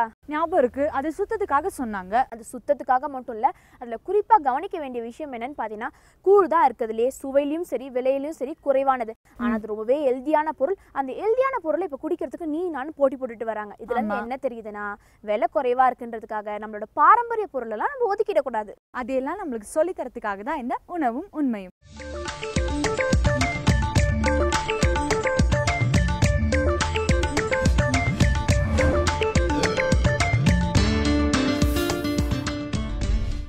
வணக்கம். வேந்தர் டிவி நேயர்களுக்கு காலை வணக்கங்கள். நம்ம நேற்று கூட ஒவ்வொரு கனி ரகங்களும் எவ்வளோ தூரம் ரொம்ப முக்கியமாக பயனுள்ளதாக இருக்குது, ஏன் கனிகள் தொடர்ந்து சாப்பிடணும் அப்படிங்கிறதெல்லாம் பற்றி பார்த்துட்டு இருந்தோம். நிறைய பேர் இன்றைக்கி நம்ம உடல் ரொம்ப ஆற்றலோடு இருக்கணும், ரொம்ப எனர்ஜெட்டிக்காக இருக்கணும் அப்படின்னு சொல்லிட்டு சில பேர்லாம் டானிக்குகள் வாங்கி சாப்பிடுவாங்க. அது ரொம்ப தவறான ஒரு விஷயம். நமக்கு எந்த டானிக்கும் அவசியமே இல்லை. ஒரு வேளை ஏதாவது ஒரு குறிப்பிட்ட சத்து குறைந்து அந்த சத்து குறைவினால் ஒரு நோய் ஏற்பட்டிருந்து உங்களுடைய மருத்துவர் அதற்கான டானிக்கை வாங்கி சாப்பிட சொன்னால் மட்டும்தான் டானிக்குகள் அவசியம். அதுவும் இப்போ உதாரணத்துக்கு எடுத்துட்டோம் அப்படின்னா, சில பேருக்கு சோகை இருக்கும், இரும்பு சத்து குறைவாக இருக்கும், அனீமியா இருக்குதுன்னு சொல்லி உங்களுடைய மருத்துவர் உங்களுக்கு இரும்பு சத்து டானிக் எழுதி கொடுத்துருந்தா நீங்கள் சாப்பிடலாம். சும்மா உடம்புக்கு நல்லா நான் தெம்பாக இருக்கிறேன், தெம்பாக இருக்கணும் அப்படின்னு நினச்சிட்டு போயிட்டு அயன் டானிக் வாங்கி தினம் சாப்பாடோட சாப்பிட்றது ரொம்ப தவறான செயல். அதே மாதிரி நிறைய பேர், அதுவும் குறிப்பாக ஒரு நடுத்தர வயதில் இருக்கக்கூடியவங்க, 40 வயது 45 வயதில் இருக்கவங்க, நான் தினம் ஒரு கால்சியம் மாத்திரை சாப்பிட்டுக்கிறேன், தினம் ஒரு விட்டமின் பி காம்ப்ளெக்ஸ் சாப்பிட்டுக்கிறேன் அப்படின்னு ஒரு பழக்கத்தை வச்சுக்கிறாங்க. அவங்க நினச்சிக்கிறாங்க அது மாதிரி ரொம்ப முக்கியமான உயிர் சத்துக்களை, இந்த மாதிரி விட்டமின்களை எடுத்துக்கிட்டோன்னா உடம்பு ரொம்ப நல்லாயிருக்கும் அப்படின்ட்டு. அப்படி அவசியமே இல்லை. அது சொல்லப்போனால் அது தப்பும் கூட. நம்ம உடம்புக்கு எப்பொழுதுமே நமக்கு தேவையான உயிர் சத்துக்களை இயற்கையான முறையிலிருந்து எடுத்துக்கிறதுக்கு தான் உடம்பு பழக்கப்பட்டிருக்கு. திடீர்னு போயிட்டு இந்த உயிர் சத்து டானிக்களை போய் உடம்புல டம்ப் பண்ணோன்னா பாதி விஷயம் உடம்பால் உட்கிரகிக்கப்படாது. நீங்கள் நல்லா கவனித்து பார்த்துருக்கலாம். அந்த விட்டமின் மாத்திரையெல்லாம் சாப்பிட்டோன்னா நம்மளுடைய யூரின் ரொம்ப எல்லோ கலரில் ஒரு துர்நாற்றத்தோடு போகும். அந்த மாதிரி எல்லோ கலரில் ஏன் போகுது அப்படின்னா, நம்ம சாப்பிட்ட விட்டமினில் ஒரு 5% இல்லைன்னா 10% தான் உடம்பு ஏற்றுக்கும், மீதி பூரா கழிவறைக்கு தான் போகும். அப்படி இல்லாமல் நம்ம உற்சாகத்தோட தினம் நம்ம ஆற்றலோடு இருக்கணும் அப்படின்னா, அந்த விட்டமின் சத்துக்களும் இரும்பு சத்துக்களும் மற்ற கனிம சத்துக்களும் டானிக்குகள் செய்யக்கூடிய ஒரு வேலையை இந்த கனிகள் செய்யும். அந்த அளவுக்கு கனிகள் நம்ம உடம்புக்கு தேவையான ஆற்றலையும் கொடுத்து, நோய் எதிர்ப்பாற்றலையும் கொடுத்து, இருக்கிற நோயை வேகமாக வெளியேற்றுற ஒரு மருந்தாகவும் பயன்படக்கூடியது கனிகள். அதனால தான் ரொம்ப வலியுறுத்தி ஒவ்வொரு மருத்துவரும் இன்றைக்கு நீங்கள் நிறையா பழங்கள் சாப்பிடுங்க அப்படிங்கிறத பேச ஆரம்பிச்சிருக்காங்க. நம்ம முன்னோர்கள், தமிழர்கள், நம்மளுடைய மூத்த மருத்துவ முறைகள் எல்லாமே கனிகளுக்கு ரொம்ப மிகுந்த முக்கியத்துவத்தை கொடுத்துருக்கு. வள்ளலார் கூட என்ன சொல்லுவார்னா, தாய்க்கு இணையாக கனிகளை சொல்லுவார். எப்படி ஒரு தாய் தன்னுடைய குழந்தையை ஒரு அன்கண்டிஷனல் லவ் அப்படின்னு சொல்லுவாங்க. எந்தவித எதிர்பார்ப்பும் இல்லாமல் ஒரு அன்பு செலுத்தி தன்னுடைய குழந்தையை வளர்க்கணும்னு நினைப்பாங்களோ, அதே அளவுக்கு கனிகள் எந்தவித எதிர்பார்ப்பும் இல்லாமல் நம்ம உடலை வளர்க்கக்கூடிய ஆற்றல் கனிகளுக்கு இருக்குது. அதனால் கனிகளை நீங்கள் சாப்பிடுங்க அப்படின்னு சொல்லி வள்ளலார் சொல்லுவார். அந்த அளவுக்கு ரொம்ப ரொம்ப முக்கியத்துவமாய் நம்மளுடைய முன்னோர்களால், சான்றோர்களால், பெரியோர்களாக சொல்லப்பட்டது இந்த கனி ரகங்கள். இப்படி ஒவ்வொரு கனி ரகத்துக்கும் ஏதாவது ஒரு சிறப்பு பண்பு இருக்குது. எல்லா கனிகளும் மொத்தத்தில் நல்லது அப்படின்னாலும் ஒவ்வொரு கனி ரகத்துக்குன்னே ஒரு சிறப்பான பண்பு இருக்குது.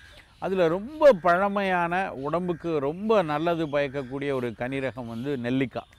அந்த நெல்லிக்கனியை பற்றி தான் இன்றைக்கு நம்ம பார்க்க போகிறோம்.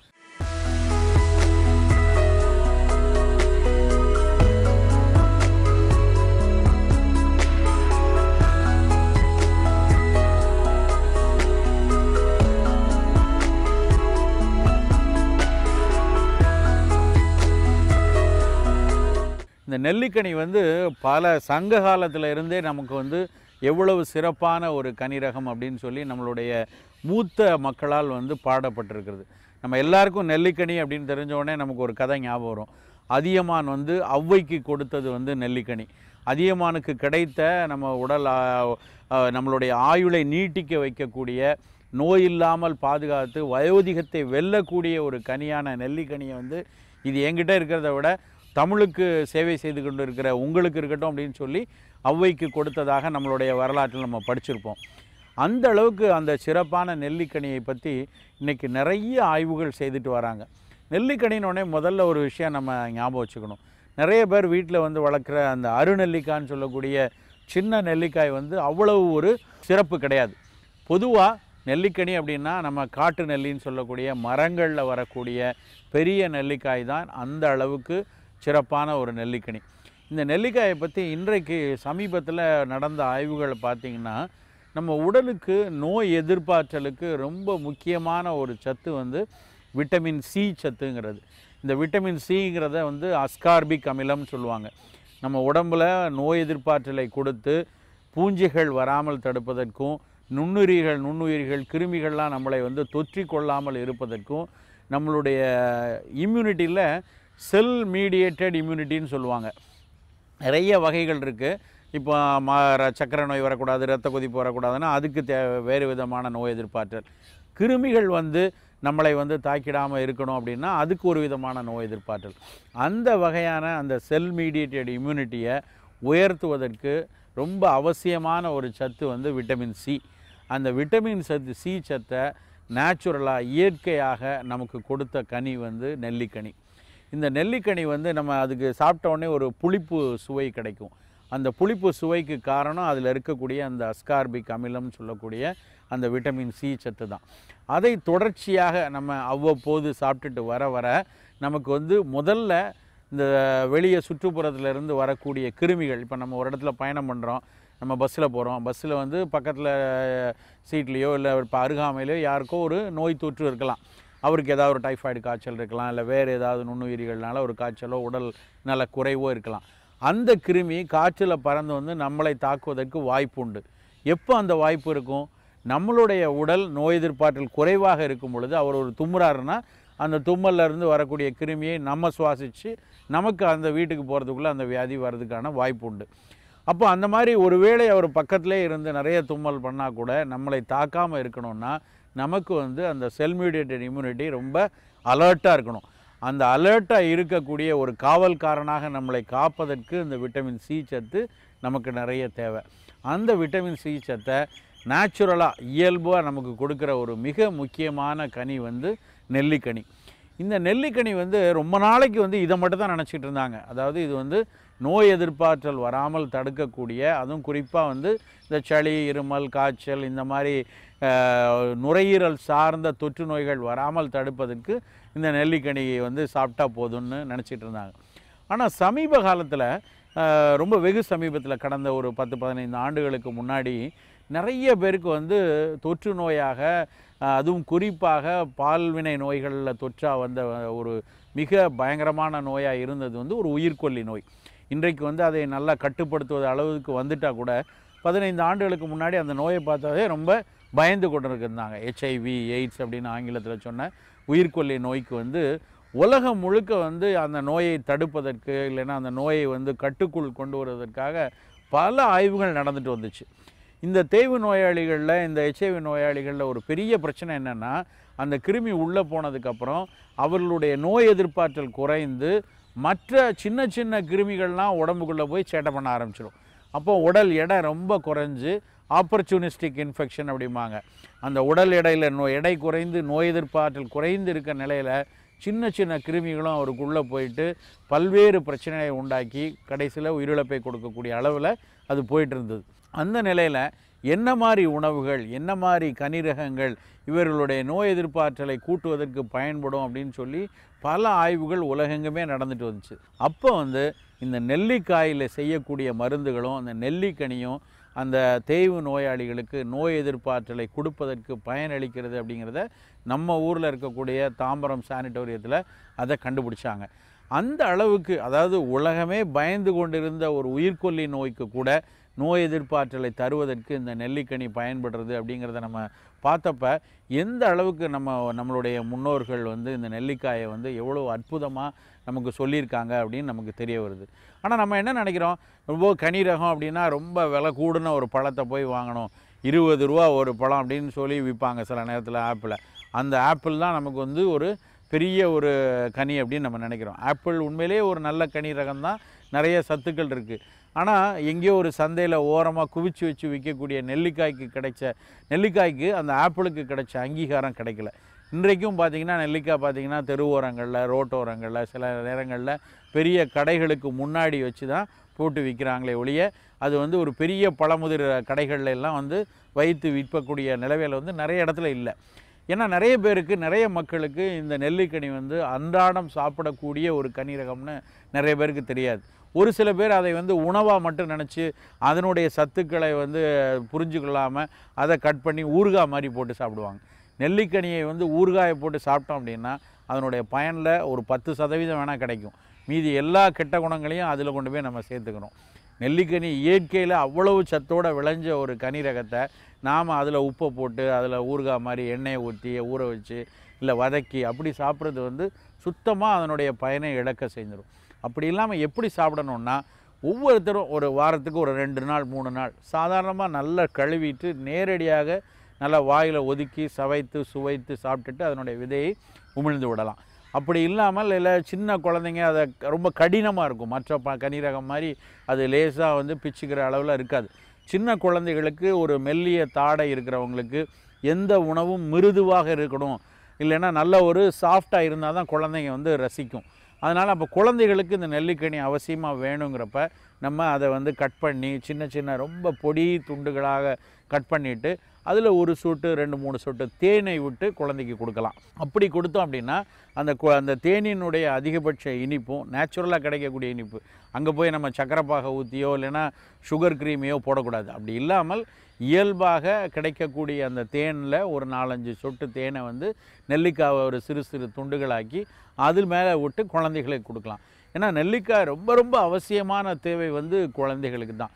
பல குழந்தைகள் பார்த்திங்கன்னா, அதுவும் பள்ளிக்கு போகிற குழந்தைகளுக்கு ரொம்ப ஒரு பிரச்சனையாக இருக்கக்கூடியது வந்து அடிக்கடி ஏற்படக்கூடிய சளி, இருமல், தும்மல், மூக்கடைப்பு இந்த மாதிரி விஷயங்கள் தான். அந்த மாதிரி நமக்கு ரெஸ்பிரேட்டரி இம்யூனிட்டி குறைவுனால், அதாவது நுரையீரல் சார்ந்த உடல் நோய் எதிர்ப்பாற்றல் குறைவாக இருக்கக்கூடிய குழந்தைகளுக்கு நம்ம வாரத்துக்கு குறைஞ்சபட்சம் 2 நாளாவது இந்த நெல்லி தேனூரல்னு சொல்லுவோம். நெல்லிக்காயை சின்ன சின்னதாக கட் பண்ணி தேனில் போட்டு கொடுக்கலாம். இன்றைக்கு நிறைய சந்தைகளில் வந்து நெல்லிக்காய் தேனூரல்களாகவே விற்கப்படுது. ஆனால் அந்த மாதிரி விற்கப்படக்கூடிய அந்த நெல்லிக்காய் தேனூரலில் நிறைய இடங்களில் வந்து சர்க்கரை பாகு சேர்க்கிறதா வந்து நமக்கு செய்தி வருது. அதையும் வேக வச்சு அதை வந்து எப்படி குலோப் ஜாமுன் செய்கிறாங்களோ அது மாதிரி சர்க்கரை பாகில் உள்ள ஊற போட்டு விற்கிறாங்க அப்படின்ட்டு. அது வந்து உடம்புக்கு கெடுதி. அப்படி இல்லாமல் நாமளே வீட்டில் வந்து அவ்வப்போது இந்த ஃப்ரெஷ்ஷாக நெல்லிக்காய் வாங்கி வச்சு சின்ன சின்ன துண்டாக்கி அதை தேனில் லேசாக 1 ஸ்பூன் 2 ஸ்பூன் தேனில் போட்டு அப்போ கொடுத்தோன்னா அந்த தேனுடைய இனிப்பும் கிடைக்கும், நெல்லிக்காயினுடைய முழுச்சத்தும் நமக்கு கிடைக்கும். இல்லைன்னா இன்னொரு வகையில் என்ன செய்யலாம் அப்படின்னா, நம்ம வீடுகளில் வந்து எலுமிச்சம்பழம் சாதம், மாங்காய் சாதம் இந்த மாதிரி கலவை சாதங்கள் செய்வோம். குழந்தைகள் பொதுவாக பார்த்திங்கன்னா குழம்பு ஊற்றி சாப்பிட்டதுக்கு வந்து யோசிக்கும். ஆனால் அந்த ரெடி டு ஈட்டாக நம்ம புளியோதரை இல்லைன்னா பிரியாணி இல்லை எலுமிச்சம்பழம் சாதம் அந்த மாதிரிங்கும்போது கொஞ்சம் விருப்பமாக சாப்பிடும். அந்த மாதிரி ஒரு கலவை சாதமாக வந்து நெல்லிக்காய் சாதம் செய்யலாம். அவ்வளவு சுவையாக இருக்கும். நெல்லிக்காயை நல்லா கிரேட் பண்ணி சின்னதாக எப்படி நீங்கள் கேரட்டை திருகுறீங்களோ அது மாதிரி நெல்லிக்காயை கிரேட் பண்ணி சாதத்தோடு சேர்த்து நம்ம சாதத்தை வேக வச்சதுக்கப்புறம் சேர்த்து நம்ம பிரட்டணுன்னா சீக்கிரமாக குழஞ்சிரும். அப்பவும் வந்து பச்சை நெல்லிக்காய் சாப்பிட்றத விட ஒரு 10% அதனுடைய பயன் குறைந்தால் கூட மீதி 90% பயன் வந்து அந்த நெல்லிக்காய் சாதத்தில் கிடைக்கும். அந்த நெல்லிக்காய் சாதத்தில் நம்ம மற்ற காய்களை வைத்து குழந்தைகளுக்கு சாப்பிட வச்சோன்னா அந்த புளிப்பு சுவையும் அதுக்குன்னு பிரத்யேகமாக நெல்லிக்காய்க்கு எல்லாருக்குமே நமக்கு ஒரு அனுபவம் இருக்கும். அதை சாப்பிட்ட உடனே கொஞ்சம் நேரத்தில் சாப்பிட்டுட்டு தண்ணி குடித்தோம் அப்படின்னா இனிப்பாக இருக்கும். நெல்லிக்காய் சாதத்தை சாப்பிட்டுட்டு தண்ணி குடிக்கும்போது அவங்களுக்கு ஒரு மன மகிழ்ச்சி கொடுக்கக்கூடிய ஒரு சின்ன இனிப்பு சுவையும் அவங்களுக்கு கிடைக்கும். அதனால் இந்த மாதிரி கனியாக சாப்பிடலை அப்படின்னா நெல்லிக்காய் சாதமாக எடுத்து கொடுக்கலாம். நெல்லிக்காய் சாறுகள் இன்றைக்கு சந்தைகளில் வந்து நெல்லிக்காய் சாறாகவே வந்து விற்பனைக்கு வருது. அதையும் வாங்கி கொடுக்கலாம். இல்லை வீட்டிலேயே நம்ம வந்து நெல்லிக்காயை நல்லா மேல் தோலை கழுவிட்டு விதையை நீக்கி விட்டு நல்லா க்ரஷ் பண்ணி கொஞ்சம் கூடுதல், ஏன்னா புளிப்பு கொஞ்சம் அதிகமாக அடர்வு இருக்கிறதுனால ஒரு 2-3 நெல்லிக்காயிலேயே நல்ல ஒரு 400-500 ml ஜூஸ் எடுக்க முடியும். தண்ணீர் கொஞ்சம் அதிகமாக சேர்த்து வேண்டுமென்றால் கொஞ்சம் தேன் சேர்த்து கொள்ளலாம். இல்லைன்னா அப்படியே எந்த பழங்களாக இருந்தாலும் கூடுதல் இனிப்புங்கிறது அவசியம் இல்லைன்னு முதலே நான் சொன்னேன். அந்த மாதிரி பெரியவங்களுக்கெல்லாம் அப்படியே அந்த நெல்லிக்காய் சாறை குடிக்கலாம். இல்லைன்னா கொஞ்சம் சின்ன குழந்தைகள் கொஞ்சம் இன்னும் இனிப்பு இருந்ததுன்னா அந்த குழந்தை கொஞ்சம் கூடுதலாக சாப்பிடும் அப்படின்னு நினச்சோன்னா ஒரு ஸ்பூன் தேனை கலந்து நம்ம கொடுத்துக்கொள்ளலாம். நிச்சயமாக ரொம்ப ஒரு இந்த ஐஸ் துண்டுகளோ இல்லை வேறு வந்து மணமூட்டிகளோ அதில் சேர்க்கக்கூடாது. இப்படி ஏதாவது ஒரு வகையில் நெல்லிக்காய் சோறாகவோ இல்லை நெல்லிக்காய் சாறாகவோ இல்லை நெல்லிக்காய் துண்டுகளை தேனில் போட்டு தேனூறலாகவோ குழந்தைகளுக்கு கொடுத்துக்கிட்டே வந்தோம் அப்படின்னா நோய் எதிர்ப்பாற்றல் நல்லா மேலோங்கி நிற்கும். எந்த வயோதினரும் சாப்பிடக்கூடிய ஒரு அருமையான கனி வந்து நெல்லிக்கனி. அதனால் இன்னையிலேருந்து நீங்கள் வந்து மறந்துடாமல் வாரத்துக்கு 2-3 நாளாவது பெரிய நெல்லிக்காய், காட்டு நெல்லிக்காய்ன்னு சொல்லக்கூடிய அந்த நெல்லிக்காயை உங்களுடைய உணவில் சேர்த்துக்கொள்ளுங்க. அப்படி சேர்த்துக்கிட்டிங்கன்னா பல நோய்கள் வராமல் உங்களை வந்து காத்துக்கொள்ளலாம். இன்னும் வேறொரு விஷயத்தில் நம்ம நாளை நிகழ்ச்சியில் நம்ம பார்க்கலாம். பியூட்டி, பர்சனாலிட்டி, பாப்புலாரிட்டி, இது 3 யார்கிட்ட இருக்கும்? கண்டிப்பாக உங்ககிட்ட இல்லை. அந்த விஷயம் எனக்கே தெரியும். நான் கேட்ட கேள்விக்கு நீ ஒன்றும் பதில் சொல்லலை. இந்த மாதிரி விஷயங்கள்லாம் வந்து செலிபிரிட்டிஸ், டிவி பர்சனாலிட்டிஸ், அதுக்கப்புறம் ஸ்போர்ட் பர்சனாலிட்டிஸ் கிட்டலாம் இருக்கும். அப்படிப்பட்ட ஒருத்தங்க தான் இப்போ நம்ம கிட்ட வந்து அவங்களோட எக்ஸ்பீரியன்ஸ்லாம் ஷேர் பண்ணிக்க போகிறாங்க. இது நட்சத்திர விடியல்.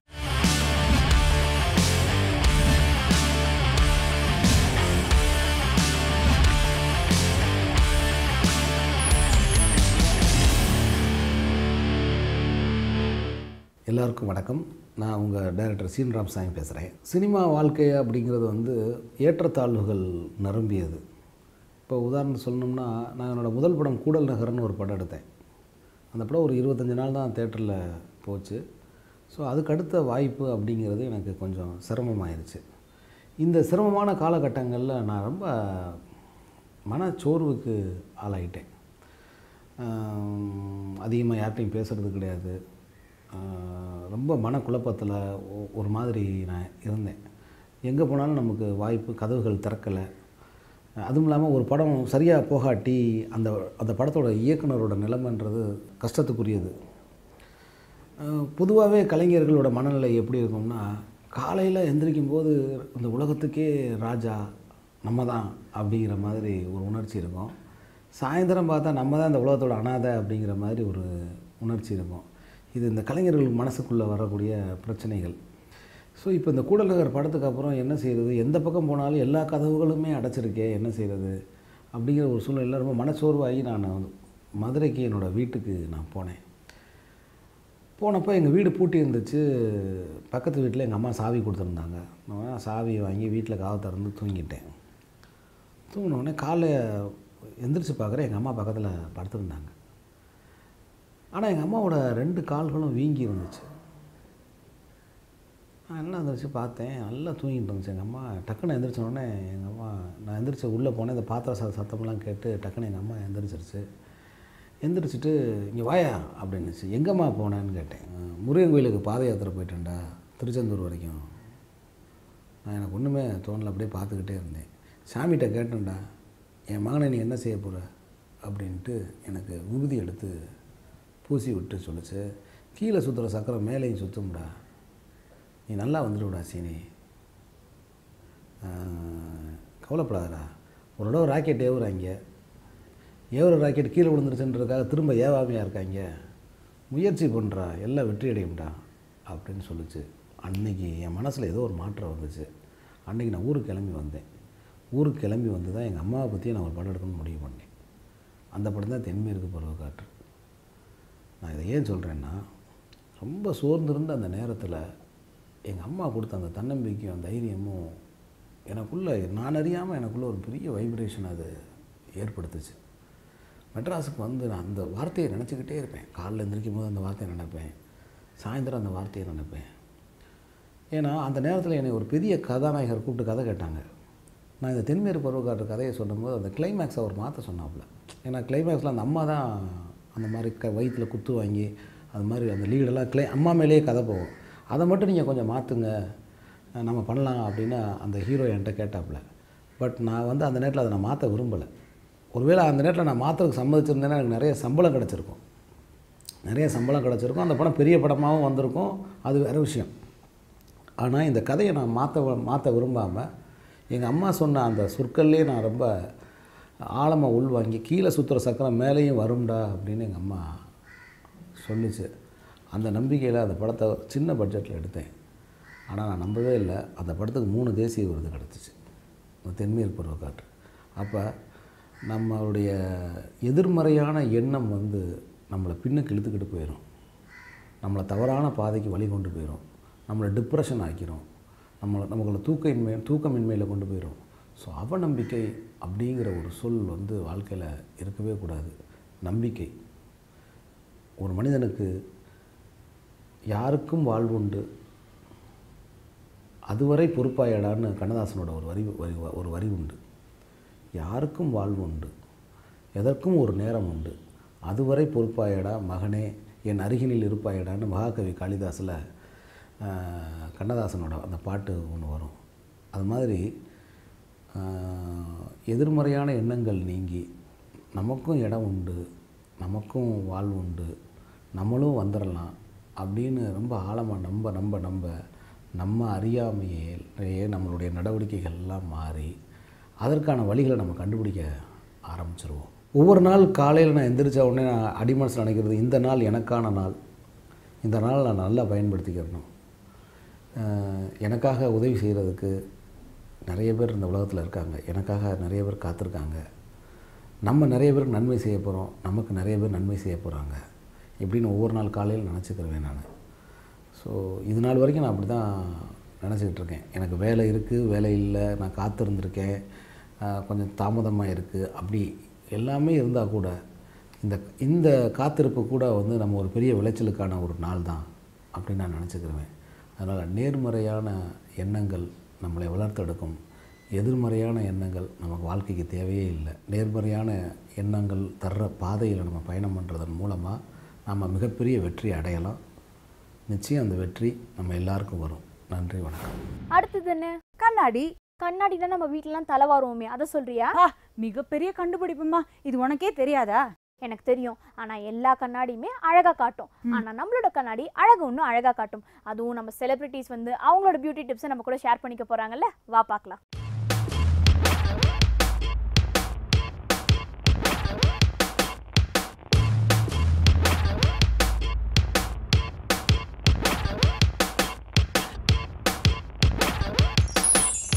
புத்தம் காலை நிகழ்ச்சியில் இந்த கண்ணாடி செக்மெண்ட்டில் உங்களை மீட் பண்ணுறதுக்குல ரொம்ப சந்தோஷமாக இருக்குது. நான் உங்கள் கோமல் சர்மா பேசுகிறேன்.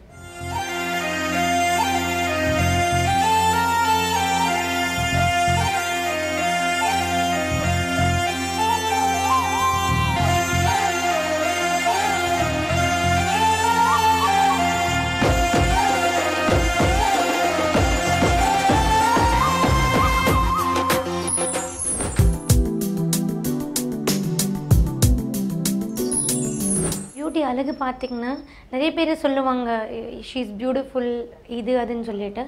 But according to me beauty வந்து ஃபஸ்ட்டு நீங்கள் ஒருத்தங்க பார்க்கும்போது அவங்களோட எக்ஸ்டர்னல் பியூட்டி உங்களை வந்து கண்டிப்பாக வந்து அட்ராக்ட் பண்ணும். ஆனால் as you start mingling with that person, அவங்களோட இன்டர்னல் பியூட்டி தான் வந்து உங்களை ரொம்ப அட்ராக்ட் பண்ணும். ஸோ அக்கார்டிங் டு மீ வெளியில் இருக்கிற பியூட்டி வந்து எனக்கு பிடிக்காது, அவங்க மனசும் வந்து சுத்தம் இருக்கணும்.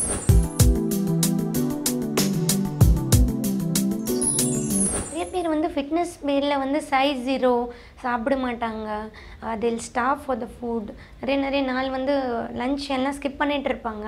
பட் ஃபிட்னஸ் வந்து அது கிடையாது. ஃபிட்னஸ் வந்து நீங்கள் ஹெல்த்தியாக சாப்பிடணும், நல்லா ஒர்க் அவுட் பண்ணணும். According to me that is fitness. அது வச்சுட்டு நீங்கள் வந்து ஒன்லி அந்த juices, only 1 sandwich per day வந்து ஃபிட்னஸ் கிடையாது. ஃபிட்னஸ் இஸ் சம்திங் நீங்கள் வந்து ரெகுலராக வந்து எக்ஸசைஸ் பண்ணிட்டு இருக்கணும், உங்களுக்குன்னு ஒரு routine.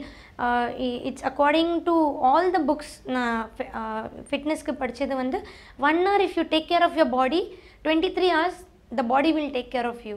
So according to me, every day 1 hour a person should exercise, then only he can stay healthy.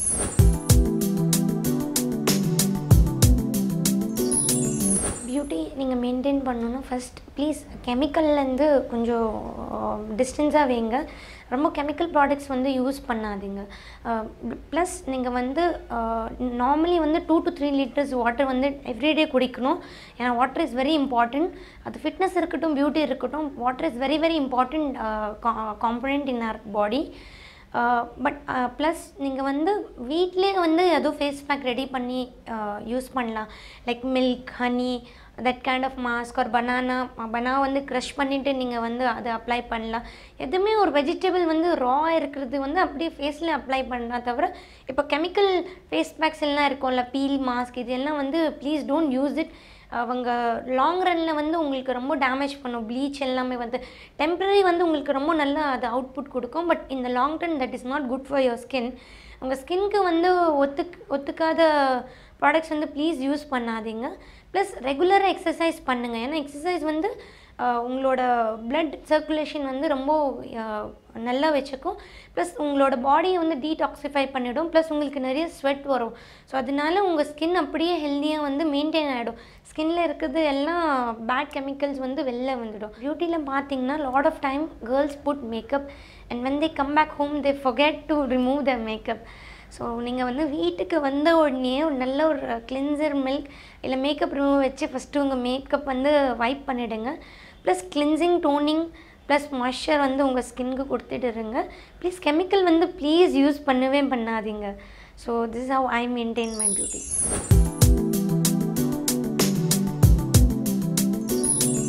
Talk about ஃபுட்டில் வந்து ஃபஸ்ட்டு நீங்கள் உங்கள் பாடிக்கு தேவையான ஃபஸ்ட்டு வாட்டர் நீங்கள் குடிக்கணும் எப்போவுமே. Plus lot of vegetables, fruits வந்து நீங்கள் இன்க்ளூட் பண்ணுங்க. மைதா இருக்கிறது வந்து ரொம்ப அதிகமாக சாப்பிடாதீங்க. ரொம்ப ஹெவியான ஃபுட் லைக் சீஸ் இதெல்லாம் கொஞ்சம் நீங்கள் அவாய்ட் பண்ணுங்கள். லைக் கீ, ஆயில் வந்து இட்ஸ் வெரி, நிறைய பேர் என்ன சொல்லுவாங்கன்னா நீங்கள் கீ சாப்பிட்டிங்கன்னா that will put on fat. அப்படி கிடையவே கிடையாது. நீங்கள் if you eat too much then it's bad for skin, but ghee is like very important for a moisture for the skin. அதுக்கு வந்து நீங்கள் ஃபுட் வந்து it is not that starve yourself. Have a healthy vegetables, like have 2 chapatis. Rice, try to have very less rice. Don't eat too much of rice and all. But junk food வந்து இப்போ like டேஸ்ட்க்கு வந்து ரொம்ப நல்லா இருக்கும். But try to avoid junk food. ஏன்னா அது வந்து ஸ்கின்க்கு வந்து நல்லது கிடையாது. It's too much of maida and all for the skin. அது வந்து அப்படியே போயிட்டு உங்கள் ஸ்டமக்கில் வந்து போயிட்டு ஸ்டோர் ஆகிடும். Then it will put on fat for you. Then you will start looking very plumpy. I like to eat salad before the food and I like to drink lot of juice before food. So now every day at least 4 to 5 times I'll have juice. So that's how I maintain my diet.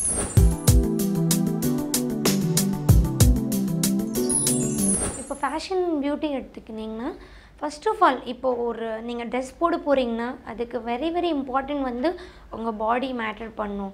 நீங்கள் ரொம்ப ப்ளம்பியாக ரொம்ப ஃபேட்டாக இருந்தீங்கன்னா எவ்வளோ fashionable thing போட்டாலும் உங்களுக்கு வந்து அது கண்டிப்பாக சூட் ஆகாது. ஸோ அதுக்கு first you have to maintain your body. Second thing, according to உங்கள் பாடி டைப். ஒருத்தங்க வந்து அவர் கிளாஸ் ஷேப் இருக்காங்க, ஒருத்தங்க கொஞ்சம் அவங்களுக்கு ஹைட் இல்லைன்னா ஒருத்தங்க ரொம்ப டாலாக இருக்காங்கன்னா அக்கார்டிங் டு தேட் நீங்கள் வந்து பார்க்கணும். ஒரு ஹீரோயின் வந்து ரொம்ப டாலாக இருப்பாங்க. ஸோ அது வந்து அந்த பர்டிகுலர் ட்ரெஸ் கோட் வந்து அவங்களுக்கு மேட்ச் பண்ணும். தவிர நீங்கள் அது காப்பி பண்ணக்கூடாது. உங்களோட கம்ஃபர்ட் லெவல் அக்கார்டிங்லாம், லைக் இன்கேஸ் நீங்கள் ஆஃபீஸ் போகிறீங்கன்னா அக்கார்டிங் டு தட் அவங்க கம்ஃபர்ட் லெவலுக்கு ஏற்ற மாதிரி நீங்கள் வந்து ட்ரெஸ் பண்ணிக்கணும். ப்ளஸ் கலர் வந்து ரொம்ப ஒரு ஃப்ளாஷியாக, ஒரு ஃபேஷன்னா ஒரு ரொம்ப ஃப்ளாஷியாக போடாதீங்க. உங்கள் ஐக்கு இல்லை அடுத்தவங்களுக்கு தகுந்த மாதிரி நீங்கள் வந்து மெயின்டைன் பண்ணிக்கணும். ஃபேஷன் வந்து நீங்கள் எவ்வளோ சிம்பிளாக எலிகெண்ட்டாக நீங்கள் ட்ரெஸ் போடுறீங்களோ plus you're looking very stylish, according to me that is fashionable. ஃபேஷன்னா நீங்கள் ஏதோ எடுத்து ரொம்ப ஓவர் கிளாமரஸாக நீங்கள் ரோட்டில் போய்ட்டு ரொம்ப ஓவர் கிளாமரஸாக ட்ரெஸ் போட்டு நீங்கள் போக முடியாது. ஸோ உங்கள் அக்கார்டிங் டு உங்கள் கம்ஃபர்ட், உங்கள் என்வாயர்மெண்ட் நீங்கள் வந்து ட்ரெஸ் பண்ணுறதுக்கு தான் ஃபேஷன்.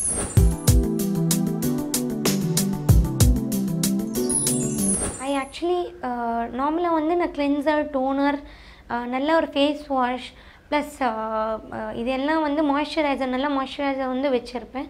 ப்ளஸ் இப்போது if I have to go அவுட்னா I'll use one nice foundation, some mineral foundation. Mineral foundation is actually very good. It doesn't damage your skin. Plus mineral foundation, it gives moisture to your skin.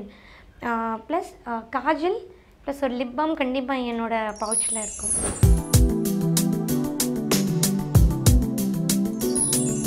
Beauty role model எடுத்துக்கிட்டிங்க, every actress is very glamorous in the industry. But தெரியல, சின்ன வயசுலேருந்து I am too much fond of my mother. ஏன்னா அவங்க she's a careless beauty. She got a curly hair and her face structure, she don't use any makeup at all, only moisturizer மட்டும் use பண்ணுவாங்க. So I try to copy her. She I think as a beauty role model for me.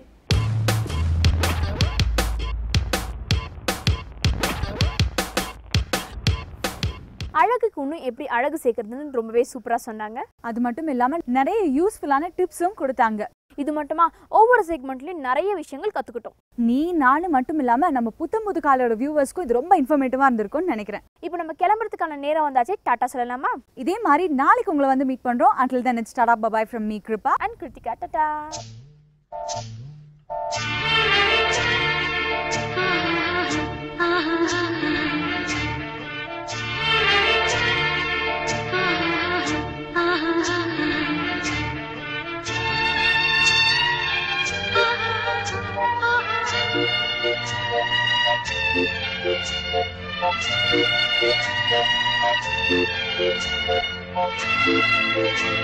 Thank you.